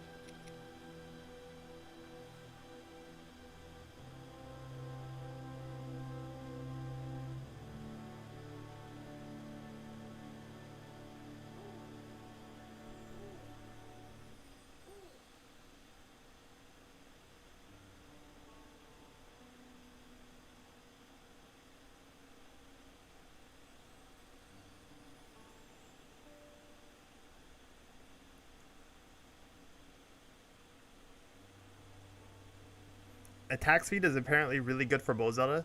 I could see that because I don't know. I mean, strong attack could be good for her too, possibly too, right?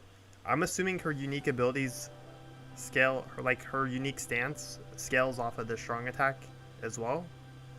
But I could see attack speed being good too, so she can just like churn those things out, dude. Like, bro, like I can already imagine like just spamming one of like her stance moves with attack speed. What the heck, dude? It would be crazy.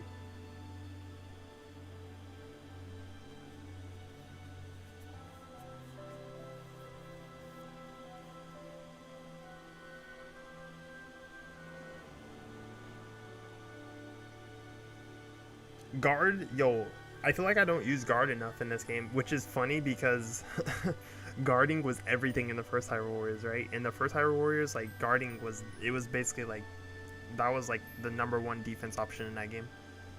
But yeah, I think and it's actually kind of unfortunate that I forget about guarding in this game a lot, because not even just for guarding specifically, but guard canceling. So let me since we're on this topic, let me get in here and like show this off. The guard cancel in this game, I did like a pre-release stream. Like I was analyzing footage pre-release for the treehouse, and I noticed how strong the guard cancel was. And it's so funny that I noticed that before the game even came out, but then when the game came out, like I just haven't been using it because guard cancel. So I want to like really demonstrate guard cancel right now, because you know, like normally a lot of people will dash. So let's say like I attack and then I dash and then I attack. So you see there's definitely like a little, you know, you have to wait for the dash to kind of finish for the most part before you can attack again. But the thing is, if you guard cancel, dude, like you can start attacking again pretty much instantly. So let me do like Y, guard cancel Y.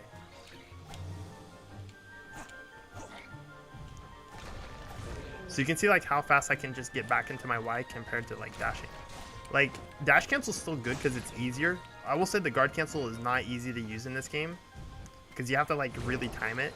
You have to really like time it really well. But like it's very fast. Like it especially off of certain moves, it lets you cancel them very specifically. Like that little This is like one of my favorite moves, the guard cancel. So you can see like I can guard cancel that and just bam, like I'm back into my Y string. Super strong, dude. It's like super strong, but you really gotta like practice this. Like guard cancel is not easy to use in this game. It's kind of comparable to the Warrior Orochi 4 guard cancel, but a little harder to use. Gotta be careful, not they cancel too early. But yeah, you can see like I can just like guard cancel and get like straight back into my Y string.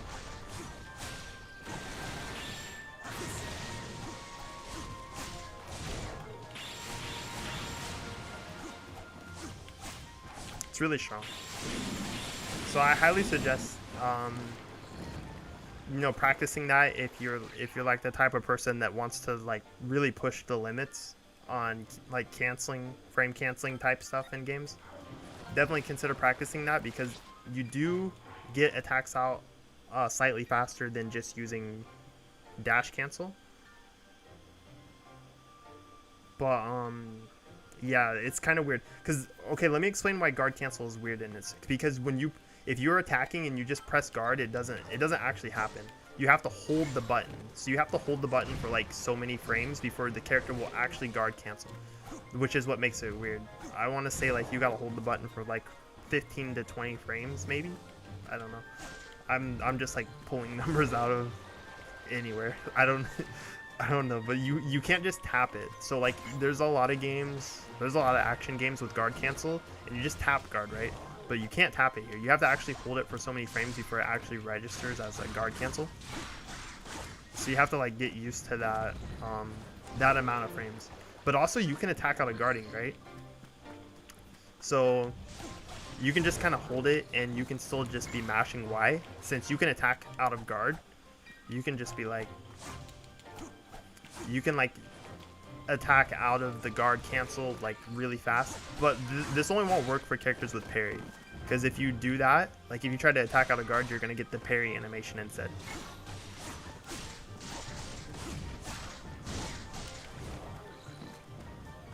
How does guard cancel compare to magnesis cancel? These are different beasts, dude.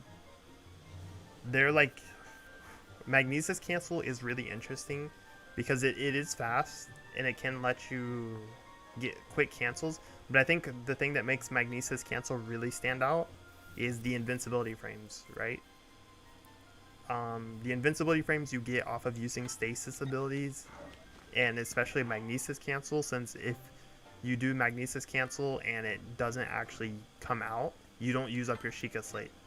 So let me go into this room so I don't use it. This was something I showed off in one of my Impa videos on the demo. But you can, you do magnesis cancel. Okay, that doesn't work for Sidon. But you can still see, like, since he failed, like I can just use it again. Like it doesn't actually use up my Sheikah Slate charge. If you fail magnesis, that's like the thing that makes it interesting. So the whole time I'm doing this, I'm invincible, and you know I can cancel out of an action into it. You see, I can just cancel into it, so you get all those invincibility frames. Plus, you don't use up your Sheikah Slate charge. So magnesis cancel is not like a go-to it's not like your general animation cancel, but it's an interesting cancel that gives you invincibility frames.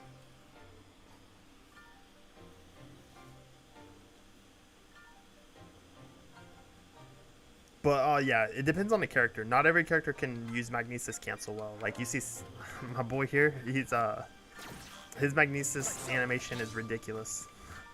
I would only use it for him in the most specific scenarios.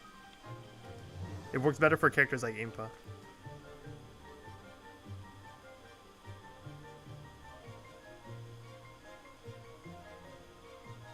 Yeah, parry. Yeah, you can actually still. So yeah, if you just hold guard and mash out the parry animation, it actually still works. Like it just adds an extra hit to your string pretty much. Because after you parry, you'll just go straight into your normal string.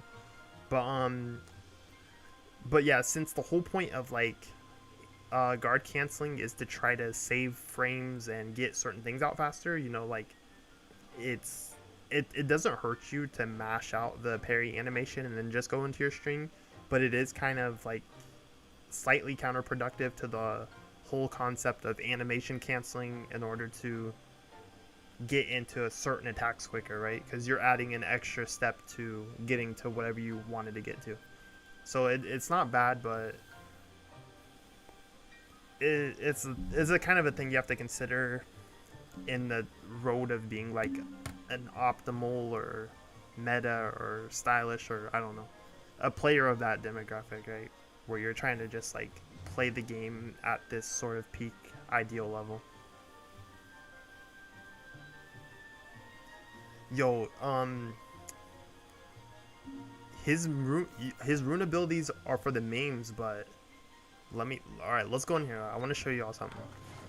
I'm gonna show you how real these memes are. These are real memes, yo. So his bomb one, right? So normally you just do it, right? And you can hit like 4 of these. And it's not bad actually. But now let's talk about the good stuff with this. So the thing is, he doesn't have to finish the whole move. Like say Link, you know, like when Link does his bomb move, he has to finish all of it. He has to throw all the bombs. That's it. My boy here though, he can cancel off of the first hit. So look at what we can do with this. We can do like the 1, and then we can dash cancel, and then we're in there. But this is mostly beneficial against certain enemy types, like where the bomb is gonna expose a weak point or something, or it's gonna like put them in a weakened state. But yeah, I like his bomb ability because you can cancel out of it early. So it just I don't know, it gives you a little more fluidity, and I don't know, just it's less rigged than some other characters.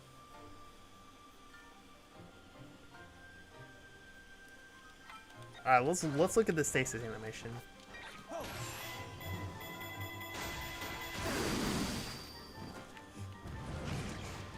What was that? That was like literally my first time seeing this.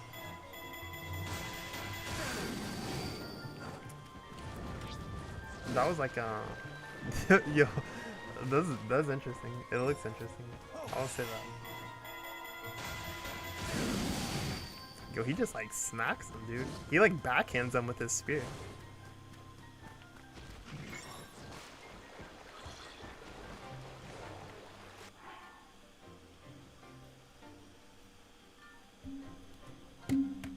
Alright, anyways, it's getting late, so I think that we're gonna call it a night. Thank you all for watching though. I hope you enjoyed the stream. If you came in late, definitely check out the VOD if you want to hear like more of the actual discussion that this stream is titled.